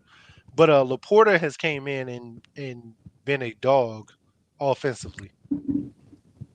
Blocking, catching, all of it. So since we talking about different players and, different things like that and whatnot, we got to get into Rashard Mendenhall's comments. I think that was funny. That's all I got to say about that one, man. But I also agree with whatchamacallit. Like, bro, when you really think about it, on the surface level, when you first say it, black versus white Pro Bowl, black players versus white players. First off, this is not segregation. But bro, this shit sounds so racist. Right, it was ridiculous, but it's funny. So racist. And it was racist as hell. But it's like, when you first say it, it's like, man, the niggas is gonna wipe the floor with these motherfuckers. Like, right? We got speed, power, we got the quarterback. But then when I watched what's his name break it down, and he was being funny. Will Compton, he broke that. Will Compton is funny. Yes, I also love Bussin' with the Boys podcast, man. I've been getting into more sports pods lately, of course, because of what we do. But I've been watching Busted with the Boys for a minute. Between them and Chad and Uncle Shay, them are two of my favorites right now. But Yeah, bro. I mean, I feel like the way Will broke it down though, the white boys go put up a fight. I like they tight ends better. They got about 7 of them. The Shit, bruh. all the best Wait, tight ends are white. The hell? bruh. They Oh, can we got literally put out a lineup. because Darren Waller, right? Like he said, which side is he playing on? Do we gotta have a whole Bruh, wait. Is there a third team of mixed Wait. players? One of Do the mixed funniest players get comments their I own team? saw was He said somebody said Pat Mahomes has to play a half for each team. but it was the way Will Compton said it. He said it just depends on how did he say it? He said it just depends on which side they identify with more. I was like, what? Bro, the whole thing was funny as hell though. But he right. Like if they feel like they more white, they over there. That's why I said which side is Darren Waller? Hey man, I'm not gonna lie. DJ. I'm gonna be honest. They got their tight ends bro. They got Kelsey, Gronk. That's if Gronk. Well, Gronk's retired, so we ain't gonna count Gronk. Kittle, Goddard Andrews, is white. Andrews, Laporta. Come on now. We just talked about 2 of them that's in the damn north. Who we got? What tight? We got David Njoku, and I love him. Darren Waller, I guess, is on our side. He ain't touching. Nope, he ain't touching them. Bruh, our tight ends are not that good. That's 2. I can only think of 2. We got 2. I can't think of no.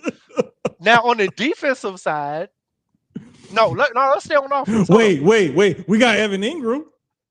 Okay, I like Ingram. Kyle Pitts. We do got. But ain't none of these guys proven. We do got Pitts. We got Kyle. Thank you. He Bruh, said Kyle Pitts. Bruh, they got Kelsey and Kittle. They got the 2 best tight ends in the game. Quarterback right now, wise, bruh. I think I like our quarterbacks more because I'm probably either gonna start Jalen or what's his name in Baltimore. I'm gonna put it to you like this. That's me. A bias. I'm gonna start. Look, if it's a Pro Bowl, I want Mahomes in the first half, and let them have him in the second half, because that will get a big enough lead with him throwing against them white quarterbacks to start the game. So hopefully, when he go play for their side, he won't be able to come back. Who would I start on the white side? You clearly got to start Aaron Rodgers. Bro, you clearly got to start Rodgers on the white side. Wait, no, because you could. I could make a case for Joe Burrow or Josh Allen. I'm starting Pat if he plays this season. I could make a case for Brock Purdy to start. I can see Brock Purdy. I was starting being honest. Brock is a better first half player anyway, so I start him. Bro, Brock is having an amazing season, and actually, people really sleeping on him. You're right. And it's not being talked about enough. I'm gonna just be real. And I hate to say it, but you're right. Yeah. I don't like saying it either because growing up as a kid, the 49ers used to kill the Saints twice a season and then break our hearts again. I don't like the 49ers historically, and it pains me to say that, but dude is having a great season. It is what it is. But I thought it was funny. You thought it was definitely funny. No, it definitely was funny. I would love. I'm gonna try to do that on Madden. I don't know how, but I'm gonna try to do a black versus white Pro Bowl. I'm really gonna try. I don't know how I'm gonna do it, but bro, you know what you do. It was definitely funny though, because this is what you do. Once Will Compton broke it down, it was like, nah, the white boys, they gonna make it a closer game than y'all think, especially on defense. They got some D linemen. They got better O linemen. A lot of the best O linemen are white, if you want to be honest. Bruh. Nigga, they got Kelsey. The hell? And Kelsey the best. Kelsey is I'm talking about Travis. He the best center in the league. Yeah, that one's hey, look, they got both of them Kelseys. Right. You got the brother blocking. And I mean, they're one of the best at their positions. Yeah. Well, now the wide receivers would go crazy, DJ. That's what I was just saying. That's why I said I want Mahomes for the first half to start off throwing against the white corners. Yeah, because honestly, I think they'll have like Cooper Kupp and Edelman and them playing corner because they ain't got no corner. I'm trying to think who's like a really good. The last white cornerback to start an NFL game, because there was one that played recently this season. I can't remember his name. Somebody did it on Twitter or Facebook earlier, but the last white cornerback to start was Jason Sehorn, and it was like December 2002. Literally, the last time a white cornerback started in the NFL, I did not have a child that was born. And now I have one that's about to be 21 in April. Yeah, because Reed Blankenship is a safety. Jason Sehorn was a dog, Sloan. That we giving him his props. Trust me, I loved him. No. He was also a big corner, and I love big corners because they could go against those bigger wide receivers and challenge them in the goal lines. If the mixed boys got their own team, they might not be. I'm trying to think who else is mixed in the league, but they might be lit too. Hell, Mahomes is their damn quarterback. It don't matter who the fuck you throw the ball to. You start right there. A team of 0.5s already good. You halfway there, right there. Because if you think about it, I didn't look. I did not do that on purpose. That was an accident. I was not planning that one. I promise. But like legit, like when you got a starting quarterback, that's most of your job done right there in roster build. I swear to y'all, I did not. This is driving me crazy because I've been eating French fried onions, and then I got crumbs on my mic, and the crumbs are white looking, and the mic is black, and my OCD just took over for a second. But anyway, like the thing was Austin Eckler playing floor. That's what I said. I said, see the 0.5. We don't know. We don't know. We don't know. Hell, they got the rookie and Jigma Smith. He mixed. He ain't all the way black. Exactly. Like matter we of don't fact, know. Isn't CJ Stroud black mixed too? No, CJ black. He's fully black. Yes. I thought his mama. I know his daddy black, but I thought his mama was white. Bruh, no, I've seen Mama Stroud in person. She's black. Trust me. Okay. Oh, and I thought, bruh, he just like his mom and his dad are both tall. What about Bryce? No, Bryce is mixed. I'm not sure. I think can't Bryce remember. is. I think he is. I'm not sure. I think Bryce's mom is white. See, look at that. That's the backup quarterback right there. I ain't gonna lie. I'll take Bryce. Bryce has looked okay this season. Kind of bad, kind of good.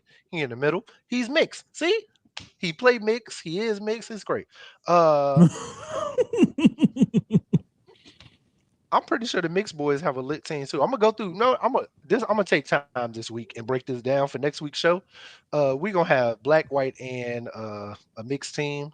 I don't know if there's a fourth one. It might be a Spanish team too. I don't know, or a foreign team, team of foreigners. If we went with like a foreign team, because one of the things that I was looking at as I'm scrolling through like Facebook, Twitter, and Instagram, and everybody's talking about this and posting their teams and stuff like that, I'm like, wait a minute.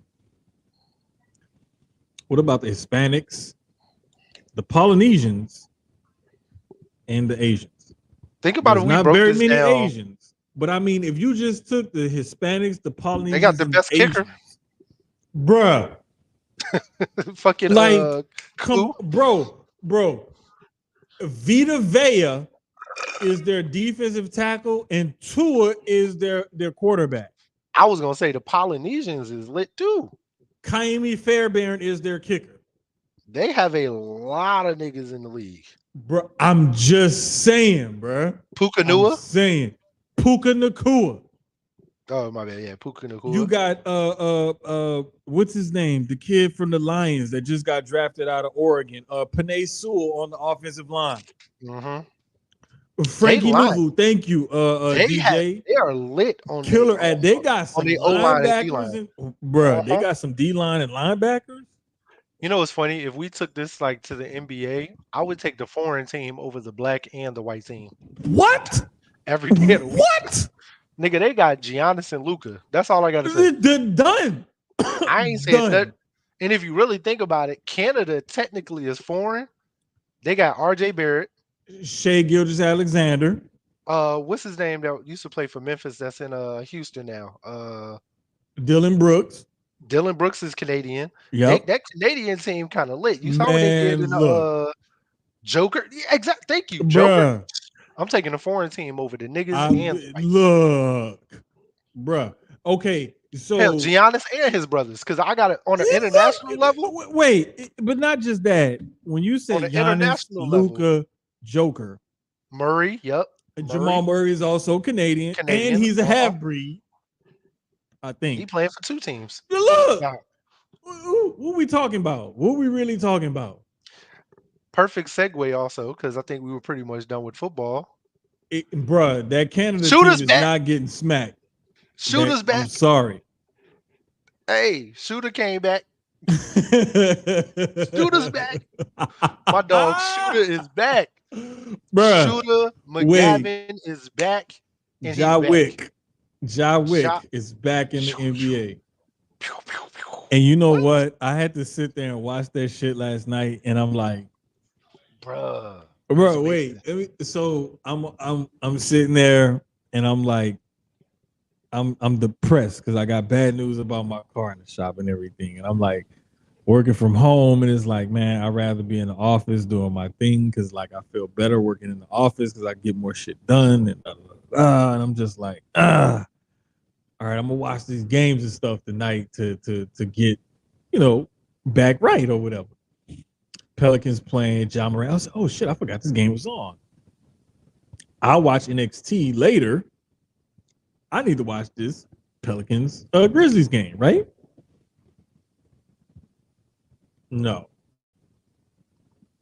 Why did I torture myself like that? NBA job.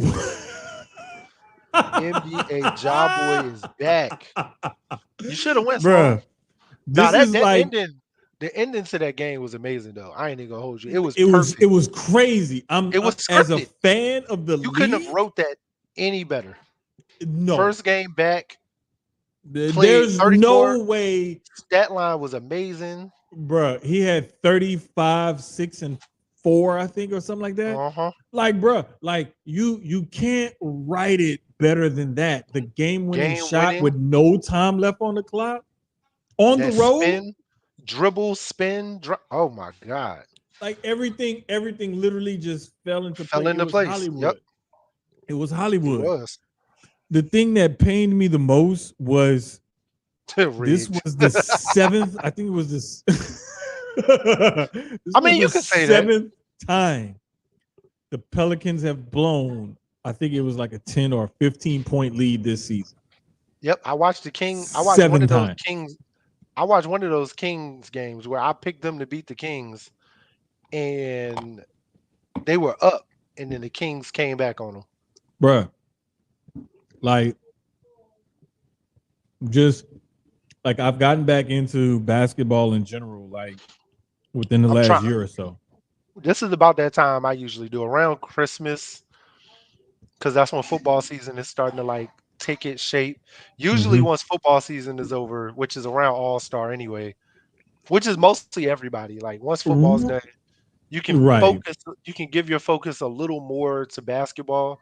You'll watch, but you just not as fluent until around that All-Star break time. I've been, and I'm not gonna lie, I told my girl, I told her son this. I was like watching you and your cousins and stuff play basketball because y'all play the right way. And her brother, the way he runs his AAU program, like, okay, yes, this guy may be the best player on the team, but everybody needs to be involved. But at the same time, it's like we want to play good team basketball. But I know if this is my best player or these are my best players, I'm going to feed things through them when things get, rough or whatever.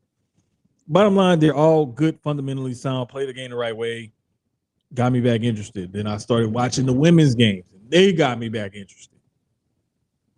And then I'm watching the way the Nuggets play, on the heels of, appreciating the way the Warriors have played and still being a fan of it. Like, it's just like all of this stuff just started happening all at once. And I'm just like, okay, basketball is pulling me back in. Right? And like DJ said, I got League Pass, so it's been fun to watch this year. I can imagine it's been fun to watch this year.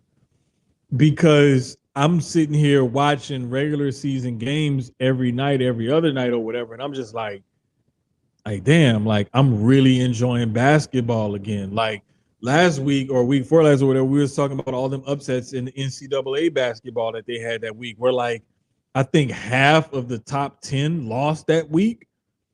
Like we had a crazy week in NCAA basketball not too long ago, and then in the women's game, every week it's been upsets in women's college basketball. It definitely so it's like we've seen like basketball as a sport itself try to elevate itself and try to keep itself at the forefront of like, hey, we're here too.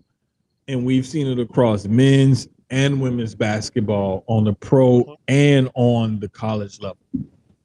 So let me ask you this, because I'm not. Well, do you think Ja is back at a good enough time to get Memphis in a position to make the playoffs? I'm not saying be a high seed because anything can happen. We've seen the way Just the make the NBA is. playoffs. Yeah, the NBA has been very up and down all season for everybody, except even some of the top teams aren't playing like a Denver. They're not as they've lost some games that they definitely should have won. But that's the NBA. It happens. There's 82 games.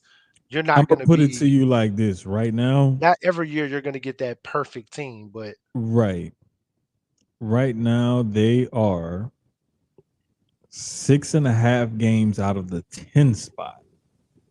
it's not bad. That's not bad. With a lot of games still left to play, that is There's a hell of a lot of basketball left to play. However, the teams that are directly in front of them are the Utah Jazz and the Golden State Warriors. Golden State's playing iffy. Utah also is playing iffy. Both have good rosters, but they're not playing to their roster's potential. So exactly. I think Ja coming back, he's the one spark. Team. Yeah, the one and team. if you get in him there, and Marcus Smart, if you can get them two on the floor together, man. And then you still got Derrick Rose that could potentially you could go small ball with in that 3-man lineup and put Marcus Smart at the 3. You could go. Let D Rose come off the bench. That too. They need Marcus and come in Smart and fill in. Yeah, but for sure. Here's the thing. The Jazz, yes, we totally agree, DJ, because I was saying that last night, and I was like, I remember when Marcus Smart got hurt, I thought I had timed it up like, okay, they'll get Ja back, and then Marcus Smart should be coming back sometime soon, but I think he's still a little bit away from coming back. I think if they can at least get in playoff contention, or at least to that play-in, I think they'll get him back before that, but at a good enough point. I can't. I'm about to look it up in a little bit and see when he's supposed to come back. But the Jazz, there's rumors of them possibly looking to trade Maury Larkinen. They should. And honestly, if they trade him, I don't give a damn what they get back. They're not going to be a better team than before they traded him. So I think that'll drop them out of that, and that'll make it a little bit easier for the Grizzlies to get in. But now what you're looking at is between 7 and 10, you're looking for Pelicans, Lakers, Rockets, or Suns, who are all in that 7 to 10 spot in that order, to also fall off, for the Jazz to trade Larkinen, and for Golden State to continue to fall off, for you to be able to elevate and jump over at least 2 or 3 of those teams. Hey, DJ, let me tell you something. I don't see it happening. I'm probably one of the biggest Jordan Clarkson fans, right? Loved him in LA. I hated that we traded him. Loved what he's done since he's been gone. He turned up in Cleveland. Cleveland traded him to Utah. He's been turning up there. Got that second contract with Utah. Good numbers. I was hoping that he had got traded last year back to LA. I was hoping we were making that move to bring Clarkson back in. Clarkson has been a walking, consistent bucket on a horrible team. on a horrible team, and that's even when they had the players they had. A walking bucket on a horrible team. Um, he's one of, and even John Collins. I mean, I didn't understand. I somewhat didn't understand why Atlanta traded him, but I understood it was a numbers thing more than a talent thing. That his trade value was up there, and his contract needed to come off the books for what they wanted to do down the line. Plus, they had the big man from Houston that they had traded for, but it it was stupid. But I mean, I like Clark. I like Clark. Shit. Now, Okay, so I like Clarkson.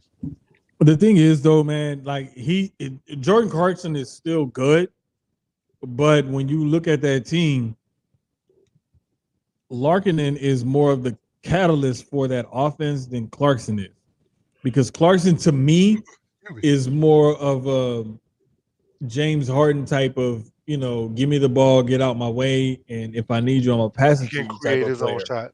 Right, he can create his own shot. He can also create for others, but his primary skill that you count on that he's getting paid for is creating his own shot and getting his own shot and making buckets.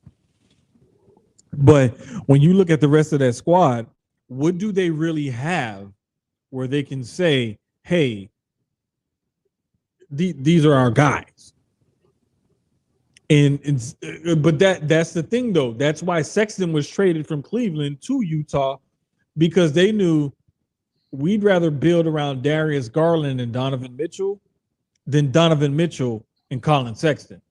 That's why Sexton got traded, because it's not likely that he's going to be able to take that next step in order for them to win. Mm-hmm. So, I mean, but overall, I love the way the league is going. It to me, and I keep saying this every week we talk about the NBA, it's crazy to see the Timberwolves and the Thunder at the top of the Western Conference. That it's something about that, watching the NBA for as long as I have, that shit still feels weird to me to see the T-Wolves and the Thunder at the top of the Western Conference. I know the Thunder used to be the Sonics, and I know the history and everything followed with that team or whatnot, but I know what that team was and what that team turned out to be. And then what they turned out to be was fucking terrible, because they traded everybody and just decided to scrap the whole thing, tear it down, and start over. And now they're almost like the Clippers of the early mid-2000s, where they just drafted some guys, threw some shit against the wall, and finally it started to stick and work. And like you had pointed out to me a couple of weeks ago that SGA started off with the Clippers and they ended up trading him to the Thunder in that Chris Paul deal or whatever. And that's what, kind of opened the door for him to be this guy, because they didn't have anybody else. So they was just like, let's build around this kid and see what he can turn into. And thank God he's turned into what they thought he could, and they've added pieces around him. So now they're the number 2 seed in the Western Conference. And I love seeing that. I love the way the Wolves are playing right now, too. Bro, and when people say they're not going to make this 2 big man system work, they forget that Cat is a stretch 4. We said it last week. Bro, I feel like we've talked about this since last season or something, when he first started saying he's the best shooting big man ever. And Anthony Edwards is a dog. He's showing he's a dog. He's playing like a dog. Speaking of Anthony Edwards, the court. I was about to say, bro. He told that girl, I'm gonna just give you $100K. Ladies and gentlemen, that is what you call a segue. Boy, I'm a professional. Right. I've done this a time or two. Because on the rundown it says, hold up, I want to read. It says other sports news and notes. That man said you can't force a baby on nobody. Hey, that whole text thread, that short text thread. That man said you can't force a baby on nobody, man. He said, "I gave you $100K to get." Bro. First off, ain't no abortion Oh my $100K. gosh, bro. These rich niggas is giving up contract numbers for these women to get rid of babies. No, he wasn't wrong. He was not wrong at all. These niggas is giving they are giving these hoes NBA contracts to get rid of these babies. It is crazy. $100K is it only dudes, take like it don't even take it take about 3. It don't even take 3 to get rid of it, depending on how far. It's only like 500. Bro. They got dudes in the G League that don't make what these women is making by sticking these just dudes to get an abortion. Bro, it only take about 5. So now she got 900 and we got 99,500. We got even more crazy athlete baby mama news and all that. I got 2 of them that popped up like just today. Oh, what I missed? Because I won't really. Bruh. Mariah Mills put out another video about Zion Williamson today. Hey, oh yeah, because he do got both of the girls pregnant at the same time. Is she really pregnant? Wait, no, bro, she's not. Okay, pregnant. I didn't think she was either, because I remember we were waiting to see if she really was. Wait, hold up, DJ. I'm getting to that. Like you putting the cart ahead of the horse. Slow down. What? I'm getting to that. Damn, you blowing the cover. So wait, bruh. Not only did she put out a video, but what she said in the video was kind of true, because she told the nigga to hit the treadmill, put it on level 3, on something 12. No, put it on speed level 3 and on level 12. And you need to hit it for about an hour so you can lose some weight. And you need to stop drinking sodas. And you need to practice threes, because all you do is dunk. Bruh. But did she lie though? But she did. That's what made it worse. Because she told the truth.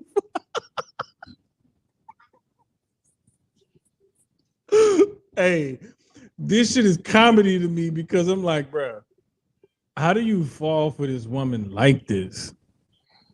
She looks like she looks like a bad cartoon. Hey, bro, and I'm gonna keep it 100, man. This is the part where we turn into. And had to pay off.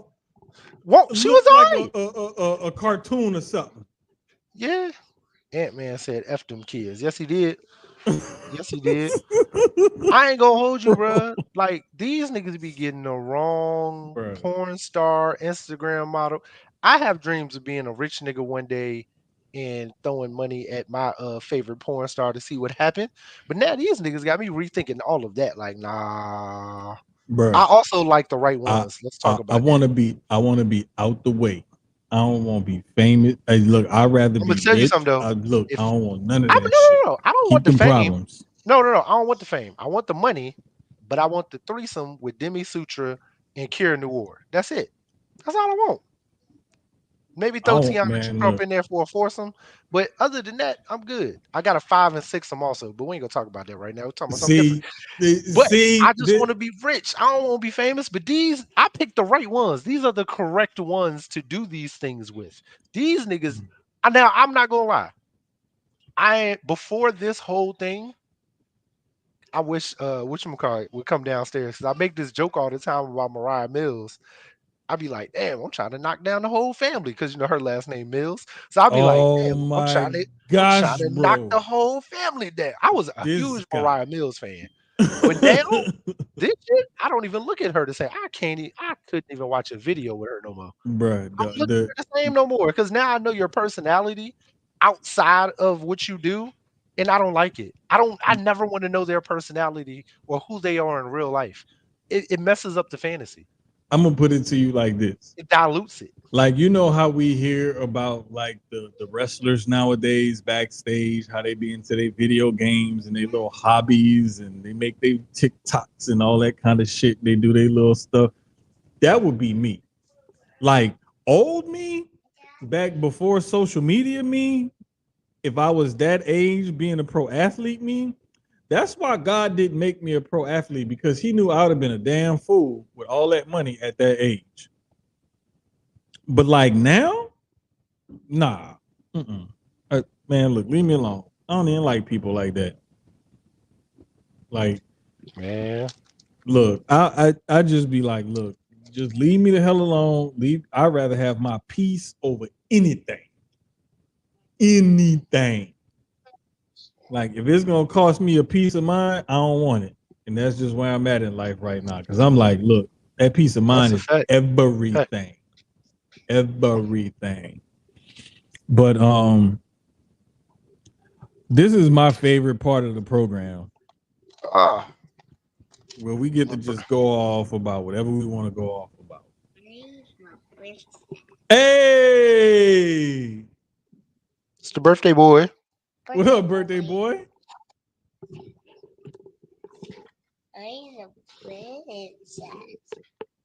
He said he's the prince.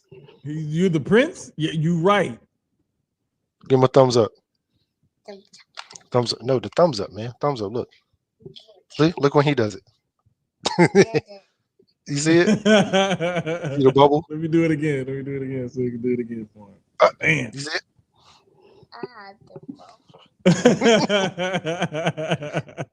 All right.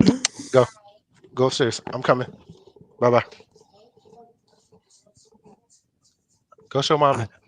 Bro, when you told me it was his birthday, I was like, it ain't no way he gonna be asleep tonight. It ain't no way he gonna be asleep tonight. Niggas is hazardly horny out here. Brother, I just have the platform to talk about this now, but everybody has porn star dreams of like actually hitting their favorite porn star or stars. Mine just happens to be two that already do videos together.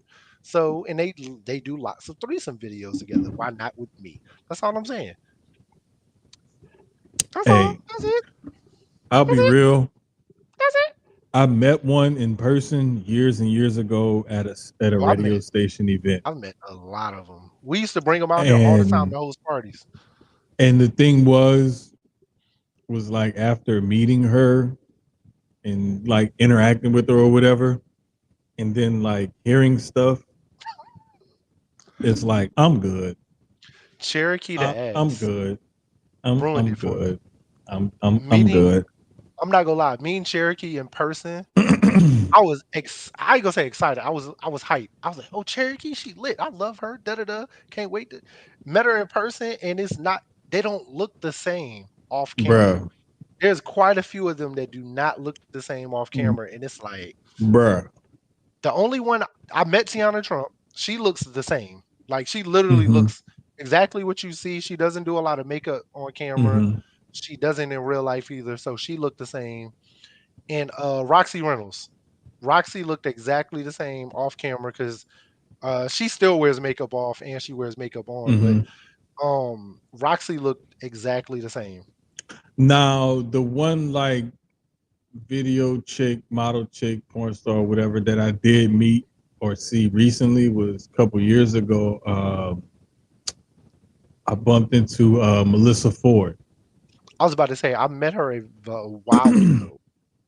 Yeah, that was I bumped into Melissa Ford a couple years ago. She was my favorite video vixen from back in the day. Yes, she was. She was crazy because when I got to the little spot, it was my birthday party that year, and my cousin happened to be in town, and he got there before we did. He's sitting at the bar. I come in. I'm sitting in the little guest waiting area or whatever. And he was like, hey, cuz, I'm over here at the bar. He was like, you'll never guess who this chick is sitting over here by me. I was like, I look over there because, we texting each other. I'm like, okay, whatever. Regular chick. Who cares? She look good, though. Nigga, he said, that's Melissa Ford. I said, wait, the Melissa Ford? He was like, yes. I text my cousin. I'm like, hey, wait, because you didn't tell me Melissa Ford was gonna be here. She was like, she was like, who is that? I was like, that's the chick, the video chick. Da, da, da. She was like, oh, who's performing? I was like, I don't know. You gotta ask, because her homegirl, is the manager over there. So she Text her, well, oh, okay, yeah. Well, she's there with the guy that's singing tonight, the guy that's performing. I'm like, oh, okay, bet. I tell my cousin, bro, neither one of us got a shot. She's there with the singing nigga. He was like, oh, okay. Bro, that woman in person, I believe it. Still looks as good as she does on them Photoshop pics. I promise you. I believe it. I promise you. I believe it. And it was just crazy to see her like up close in person, like right there within arm's reach, like right in front of me or whatever. And like, you know, to see her look pretty much the same or not that much different or not that far off from way she looked way back then. I don't know what she drove, Sloan, because I ain't stick around to see what vehicle they got in or whatever. So I don't know. I cannot confirm nor deny Melissa Ford drives a Honda Accord. Hold on. I got two of them. Not confirm nor deny. I got two. So the first one, Sloan, when you met Pinky, was she pinky or thumb? It's a difference. Was she pinky or thumb? Which one was she? And I know I'm not an alpha. God damn it, Keyz. Was she pinky or thumb? I don't know. Which one was she? Also, the funniest shit ever was my sister FaceTiming me. This was years ago. And she was on the bus. She was on the bus with Brian Pumper. Wow. Because this was his car had broke down. Because remember, everybody know Brian Pumper, he had that broke down Honda. That's what made me think about that. Because you said something. Sloan asked about the Honda Accord. He had this Honda Accord that he was driving around. And I guess that broke down. But the nigga was on the bus with my sister. Because she FaceTimed me. She was like, I think I'm on the bus with Brian Pumper. I was like, huh? So then she FaceTimes me and she's like sitting across from him and she's like, I'm like, yo, that's B Pumper, yo. Hold the phone though. She like, hey, she did one of these. She was just like on her phone, like.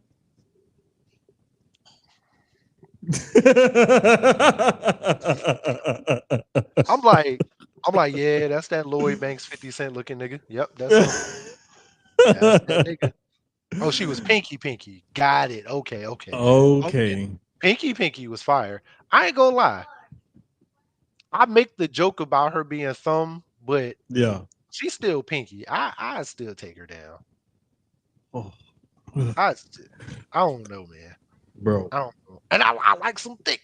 I like off, some thick. Off air conversation. Off air, behind the scenes. Some conversations we can't pull the curtain back on. We gotta keep the curtain closed because y'all can't hear all this shit. I can. Because we not trying to get canceled. We can have these conversations later. I can't. But my sponsorship deal ain't came through yet. I have these conversations out loud with everybody, so it's perfectly fine. I get away with this. Look, the other side hustle I had is no longer, so I can be a little bit more egregious. But the other side hustle I still got to be somewhat tame. Somewhat. They let me still be egregious, but just not as egregious. So I believe B Pumper a cool dude, man. He do corny shit, but ain't nothing funnier than that nigga cracking eggs on bitches' heads, bruh. It be like, bruh had a carton of eggs, dog. It's just like, like sometimes, like you just be like, it's like some of the stuff, because like I'll hear people talking about this stuff or saying, I'm like, what are y'all talking about? Like, I'm like, oh, you don't know? Like, oh, and then they feel me, and I'm like, cool. I'm glad I learned secondhand and not firsthand. Appreciate it. I'm gonna stay away. But we've been trying to get to the rants for like the last 10 minutes, and it devolved into something totally different. But the shit is funny and it's entertaining, so we gotta keep y'all laughing and entertained. However, this is my favorite part of the program because it allows us to go off and have our tangents, whatever it is, what have you, about what is bugging us throughout this week. And I'm going to take the lead this week because this week, I just felt like, it was light and it was fun. And I really don't think Rashard Mendenhall meant anything by it. And I think that people got themselves worked up in a frenzy. And I just feel like, you know what I'm saying? Like people just ended up like working themselves into a shoot and didn't like this shit, right? And I'm just the kind of person where like I just think that everybody needs to lighten the fuck up. Let's just be real. I just think that everybody needs to lighten the fuck up because here's the deal.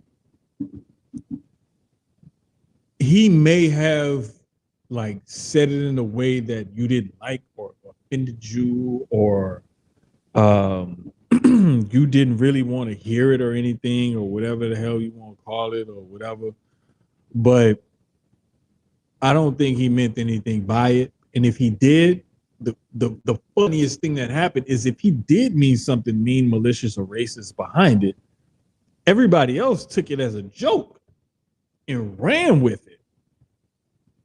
You know, Keyz, you and I, we talked about how much Will Compton and guys like that did. And Delaney Walker even put out a tweet where he was like, hey, yo, like, look, this was one of the hardest things I had to do, you know, whatever. Like, really sit there breaking the teams down. Like, bro, who would I start? Like, bro, Delaney Walker put a starting lineup for the offense and defense. I think I'm really gonna sit down and think about that this week for next week's show for real. Cause I'm at the point now when I saw like I might do the NBA too just cause I ain't gonna lie. Right. Like we talked about this earlier and we were like, hey, we should do this for the NBA too. And I'm like, that's a great idea. And they literally used to do, I want to say it wasn't the All-Star game, but it was like the Futures game. They used to do USA versus the world. Yep. Then they went back to the rookie sophomore. They've done this before. They've done something similar before. It may not have just been black and white, but I mean, when you think about the sport of football, it's made here in America. It's primarily played here in America. Nobody else really plays this sport but us. 90% of the league is either black or white. The closest thing to it is rugby. And there's a couple rugby players that converted in the NFL, a couple tight ends, some defensive players, but mostly it's all Americans. Bruh, my thing is like there's a lot of things that, yes, there's still some things that we should be offended by in this country and in this world. Yes, there clearly is. There's still some blatant racism, socialism, classism, ageism. There's a lot of isms that should be pissing us off that people still do out there. But don't look at this tweet and try to make some bigger thing out of it and try to make some grand like, oh, well, this guy, he's trying to be divisive. No, that is not what this was about. And like I said, even if Rashard Mendenhall, the guy who put the tweet out himself, meant it that way, nobody else took it that way. Okay? So there's a lot of times where we should really lighten the fuck up and chill the fuck out. And sometimes laugh and make fun of our differences instead of arguing and bitching over them. And maybe we could come together on some shit and help progress things instead of being so oppositional to one another. Like there's sometimes where it's okay to laugh and make fun of some things and make light of a situation, especially if you're going to use that as a catalyst to do some good. It got a conversation started. People started having fun with it. There's jokes being made, memes, TikToks. There's all sorts of content being created out of this one tweet that's far more entertaining than the damage that some of y'all quote unquote think that this tweet has done or will do. So just chill the fuck out. I bequeath my time.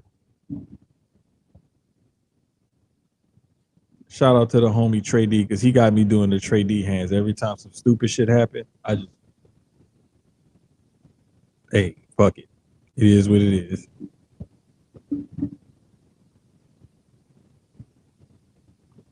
Japan had a pro football league? That's crazy. I never knew that. Yeah, they do. It's not like a huge league or a bunch of teams, but they have some teams over there that play.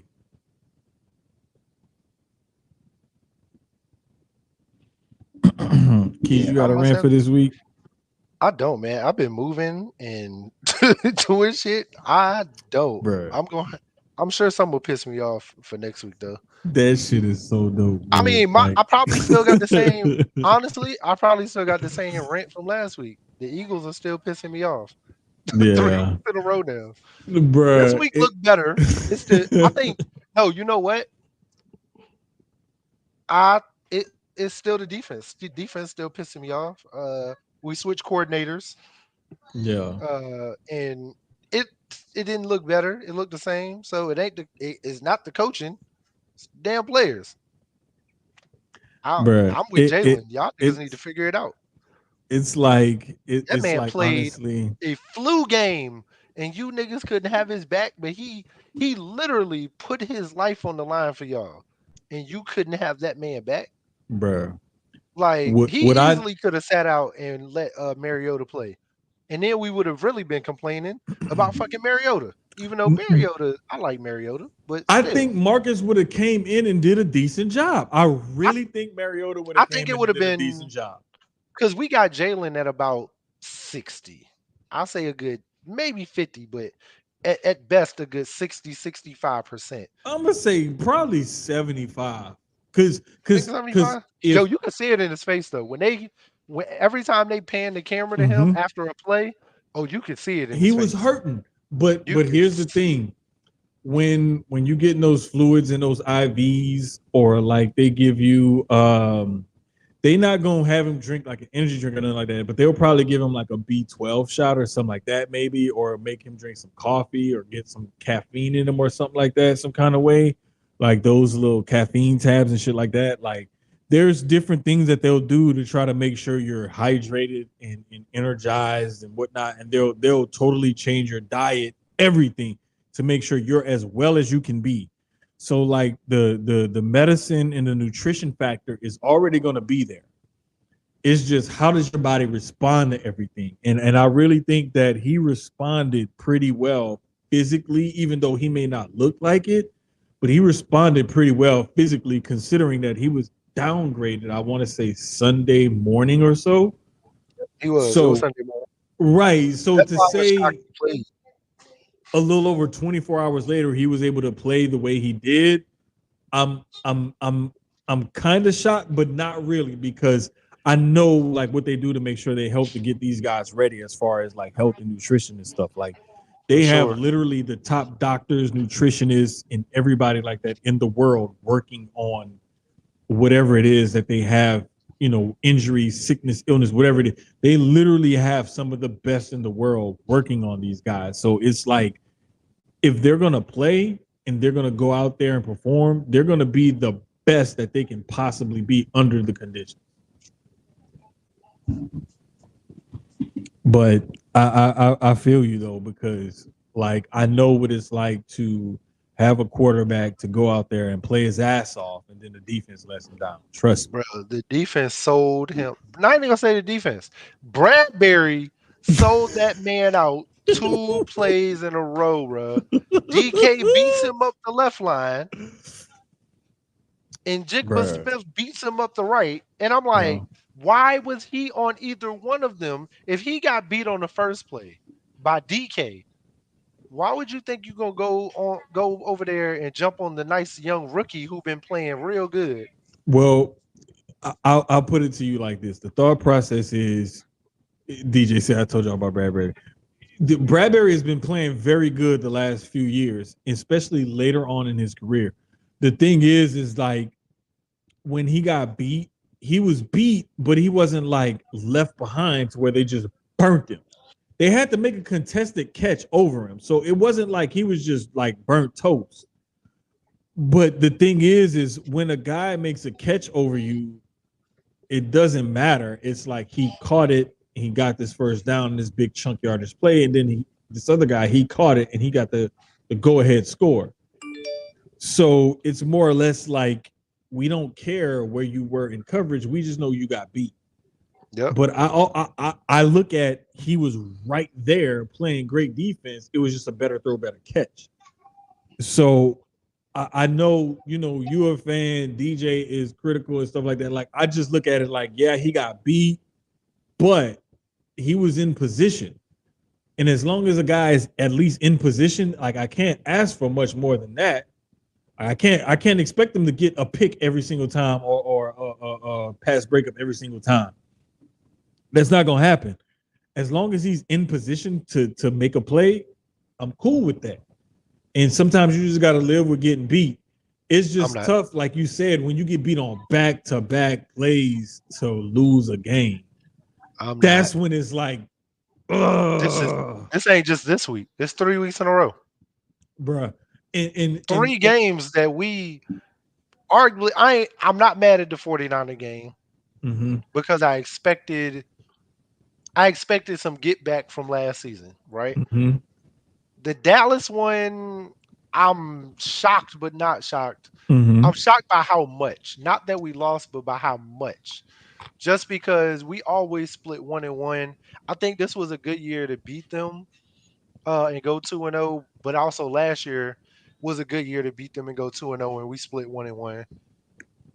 But this Seahawks one, even though the Seahawks took Dallas down to the wire also, so that's why I'm not shocked. But they did it with their starting quarterback. They beat us with the backup. So there's that. Yeah. I'm gonna be honest, if we drop, in my personal opinion, if we drop even one of these last 3, we're going home first round. I feel it. First round. Hey, I don't. Dallas going home second, but we going home first. I don't think the Eagles gonna go home in the first round. I think they'll win whatever their first round matchup is if they don't secure that number 1 seed. And if they do drop a game, it'll be after they advance. I just don't see the Eagles losing in the first round if they don't get the bye. If we get past the first, we ain't getting the bye. I don't see us going number 1. I think the 49ers pretty much locked up that first seed for the most part.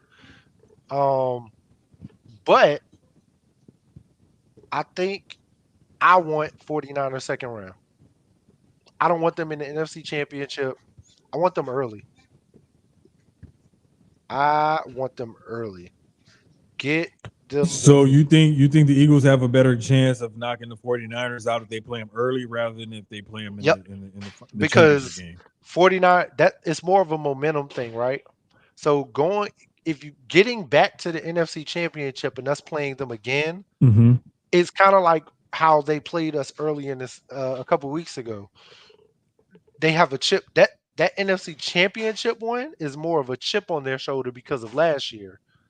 They didn't really get that chip off by beating us a couple weeks ago. You started moving it, but it's still there. Beating us in the NFC Championship game gets it fully off because you're vindicated from last season.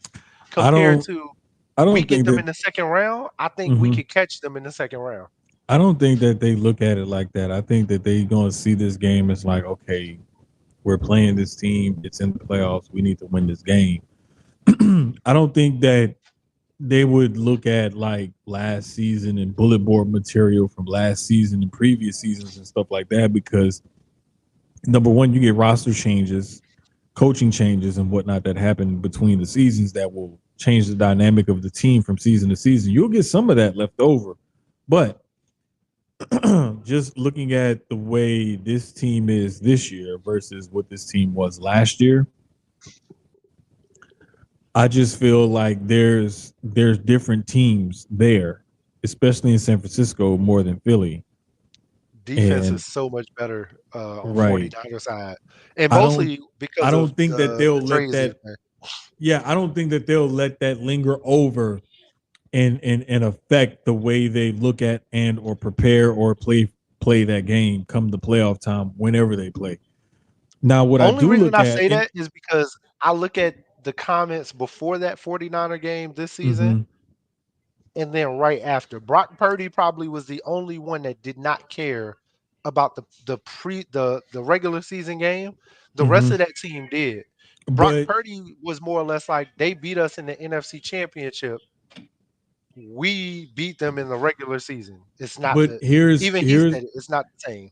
here's what I'm getting at though, and like I originally was starting out saying that the Eagles could still try to get that number one seed because Christmas Day, the 49ers have the Ravens. New Year's Eve, they play at Washington. Last game of the season, the Rams. That's not a cakewalk these last three games of the season by any stretch of any imagination that you could have because you're playing the number one seed in the AFC, a sneaky team in the NFC who's down, but who has some talent and some capabilities still.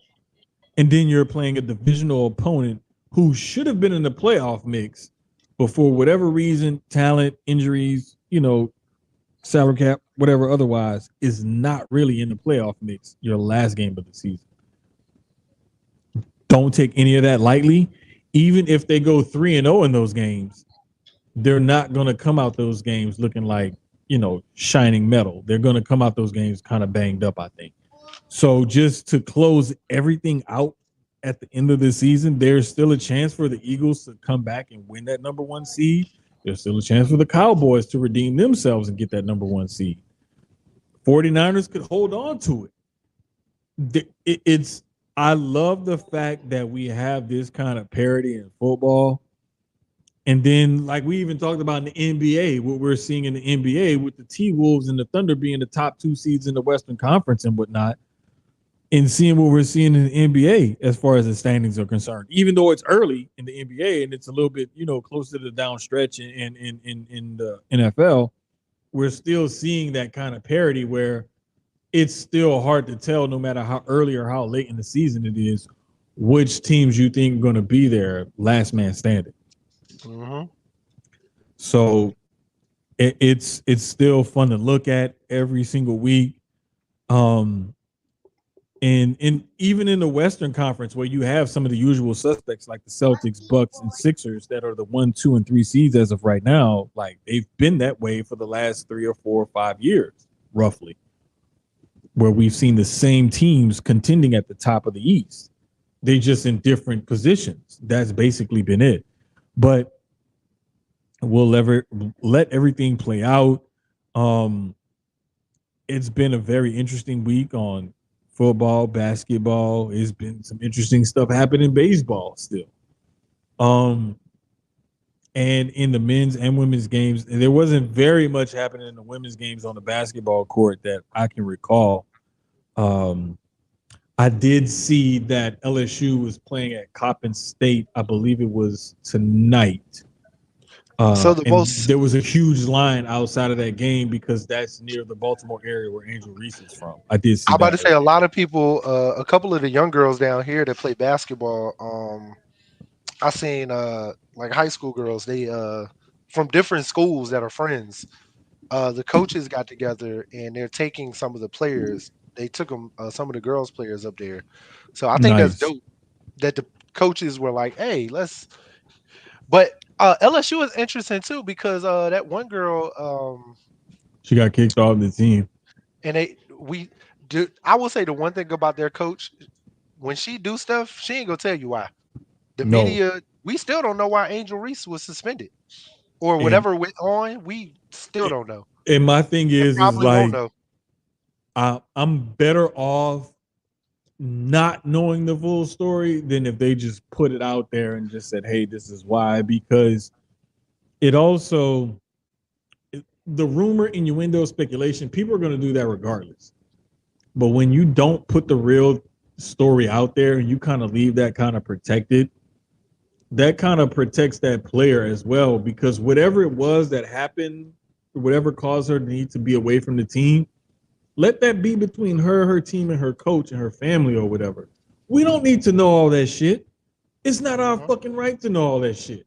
And to me, it's when people feel as though they're owed something is when they say, I should know, or we need to know, or we have the right. No, you don't. So mind your fucking business. And I know we're wrapping up, so I'm gonna end with this last one because I looked at the time. That goes into the Sean Payton thing with like how the reporters were like, you know, what were y'all getting into it about, or what did you yell at him about? And he was like, that's between me and him. That's between me and my player. It's not. I don't have to tell you exactly what I got on him about. I got on him what I got on him about. He knows it'll get corrected or fixed, and we're moving forward.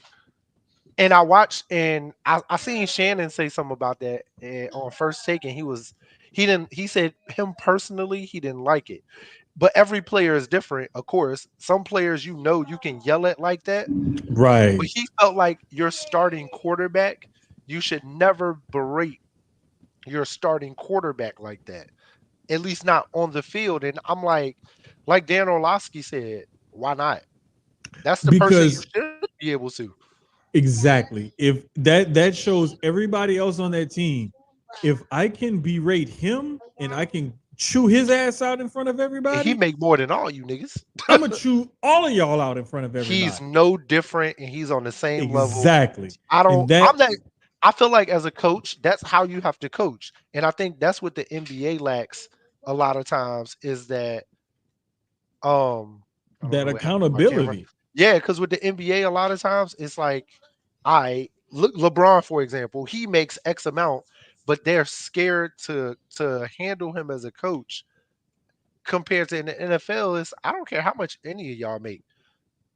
And I think one of the stories about LeBron that I liked was, I want to say it was his time in Miami, maybe, or something like that. I want to say it was either in Miami or Cleveland. He did something or said something or missed something, whatever it was. Somebody like kind of called him out about it. I want to say it was in Miami, and it was Mario Chalmers who actually called him out or something like that. Anyway, it was somebody who didn't really have a place or something and said something to LeBron about it. He didn't really like it, but then eventually he understood and appreciated it because he was like, hey, you know, I'm glad he called me out because I deserve to be called out for whatever it was.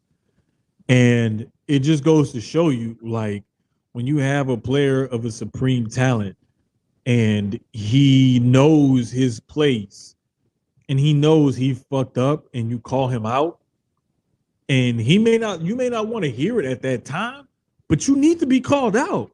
Like, you need to be put in check. You need to be told, hey, you're not that good of a guy to where we can't tell you anything. I just like that kind of thing, and I grow to appreciate players, coaches, whoever it is that can do that kind of thing, because there's sometimes where you will fuck up and you will deserve to be called out, and that's just the way things go. And everybody should be able to be called out. Like, nobody's above anything on a team. Right. If you fuck up something, hey, I'm going to call you out for it. I'm going to do it in love, but it's like, I got to tell you, hey, look, we got to do this. We got to do this. This is what needs to be done. Like, I need your help. And then okay, you know what? You're right. You're right. You may not like it at first, but it's like, you know what? If you're objective enough and you're a true team player, you'll see like, okay, yes, maybe I do need to step up, or maybe I do need to chill out and take a back seat to this, or whatever it is. But it's like, you have to be willing to put the team and everything else first. And unless you're willing to do that, it's not going to work. But so. Man, bro, it's been some high ass scoring games in the NBA tonight. Like, everybody scored like at least 110 tonight. Really? Bruh, I'm seeing like 134, 127. The Celtics are up 135, 110 over the Kings, and there's still 5 minutes left in the game. That's crazy. 124, 116 Cleveland over Utah. 144, 113 Indiana over Charlotte. 115, 106 Miami over Orlando.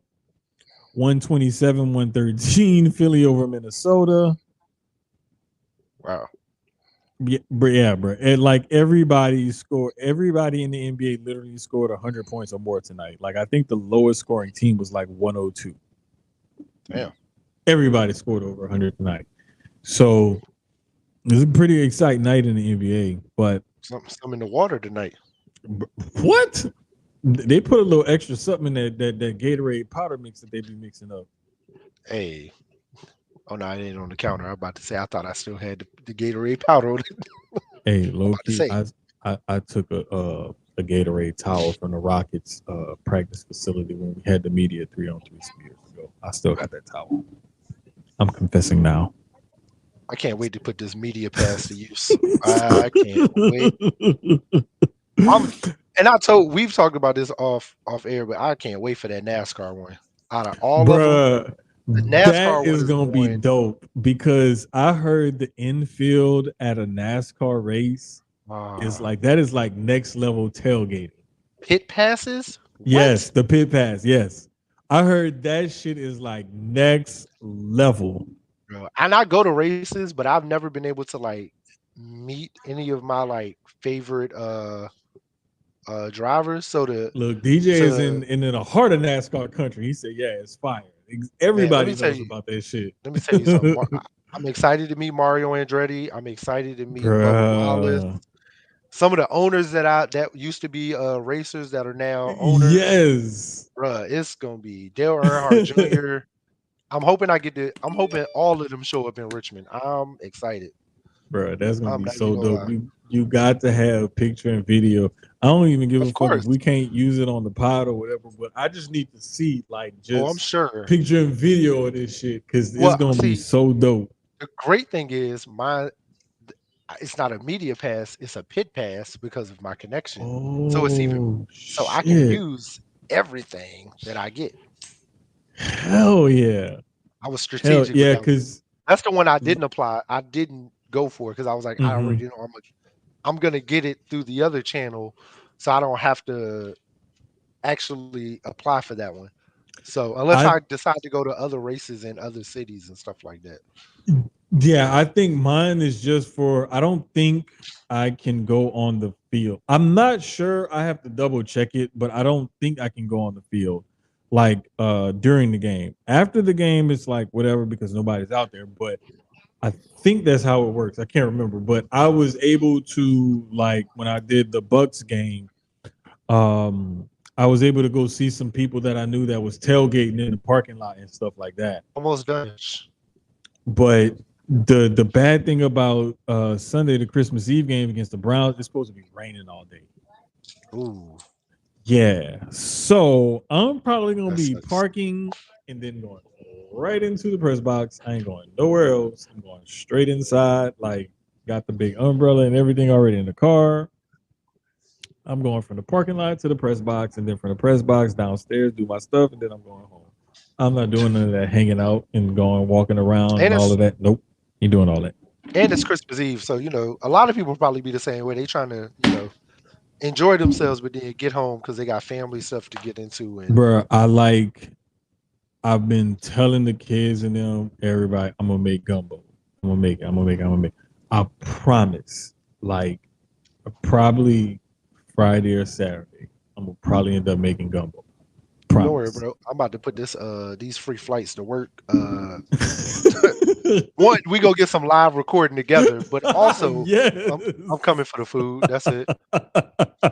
I'm in town for the food. Yes, because the latest thing I experimented with, my daughter tasked me with trying. It was Philly cheesesteak pasta.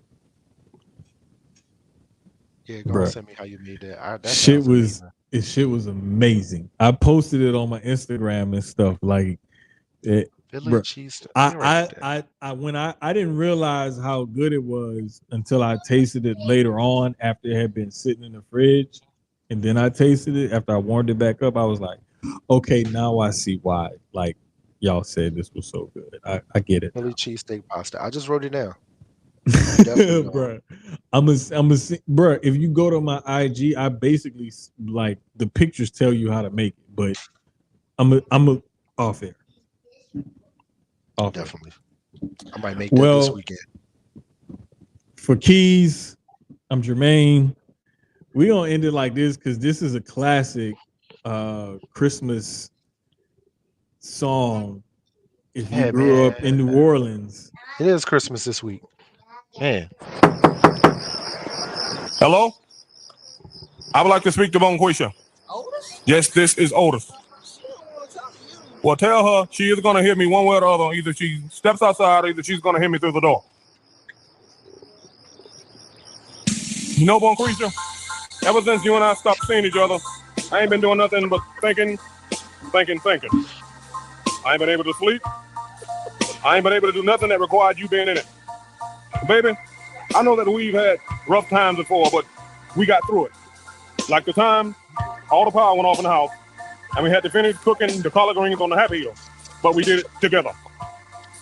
All the time that the froster didn't work on the microwave, and the turkey was still frozen, remember, we had to get chicken down from Larry's Long Neck Leadwater Late Night Chicken House. Remember? But now I don't have you, and that's why I'm having these Christmas blues. Yes, Christmas blues. Sometimes I wonder, was it worth it? Waking up early in the morning to go to the Little Champ to get you 3 pickled eggs, some Lay's plain potato chips, and a Coca-Cola. I said, self, was it worth it? And myself answered back, yes, it was real worth it. I miss you, and I love you so much. I'll do anything to make you mine again. I'm also lonely, so sad and blue. I'm spending Christmas Day without you. I'm very, very sad and lonely. But anyway, let me tell you something. I do have you and the kids a present this year. I had y'all a present last year, but my alternator broke in my truck, and I need my truck for to go to work. And so I had to take the receipt, take all the presents back, and fix my alternator. I need this. But I do got you a present this year. I know who I got to send this I got in some brown pick and save bag. Also, I got some wine. I got some cold duck, baby. You need to open the door. He quacking. I remember one Christmas, maybe 3 Christmases ago. Got some cold duck. We ran out of ham, and you said you wanted another ham. But you really didn't say you wanted another ham. I just figured that's what you wanted. So they had a 12 dozen crab special, so I got you a dozen of big blue crabs. I mean, I'm just saying, what? I just hope this Christmas is a little different. I just want a little turkey, a little that sweet, sweet plum dressing. I just want the kids to be happy. And, Bonquisha, I know when we got married, I vowed to give you diamonds and pearls. But when I hurt my back at work, my workman's comp could only get zirconia and Gannon necklaces. I also said that when we moved out of your mama's house, we were going to move into a place double her size. That's why I got 2 trailers and put them together. Yes, baby, double wide. All those things I done for you and the kids, but I still have these Christmas blues because I'm spending Christmas out the kids and you. I love you, Bonquisha. I love you. This is the best poem I've ever heard. About Christmas, damn a song. Last year, when you served up all the turkey and all of the trimmings and everything, when the cranberry dressing got round to me, there was none left. So please, could you? I hope you have 2 cans of cranberry dressing in there because I love that cranberry sauce. Please, thank you, and please open the door, baby. It's cold. Is there like a video to this with the niggas saying all of this? Bro, yes. I need that because that's amazing. Bro, I sent it to you. I just texted it to you. Bet. I had to send it to you because I was like, no, we gotta let this one play through. Gotta let this one play through. So I forgot it was Christmas. So when I picked the intro song, I was like, oh shit, I gotta pick some for the outro song. I thought about it because I told you I had to go grab the charger. Yeah, you had to get the laptop. So I was like, oh, I didn't send Jermaine a song. So in my head, I was like, Run DMC Christmas, best goddamn Christmas song. I couldn't think of off the top of my head, I couldn't think of nothing funny, but I never sent it to you. I was like, Jermaine probably picked something. I was like, let me see what he did this week. Bro, I totally. Cause look, I'm thinking about it. I'm like, okay, I'm thinking of like, what can I play? Like, I was like, nah, I won't play. The Run DMC one is always No, see, Temptation Silent Night is too predictable.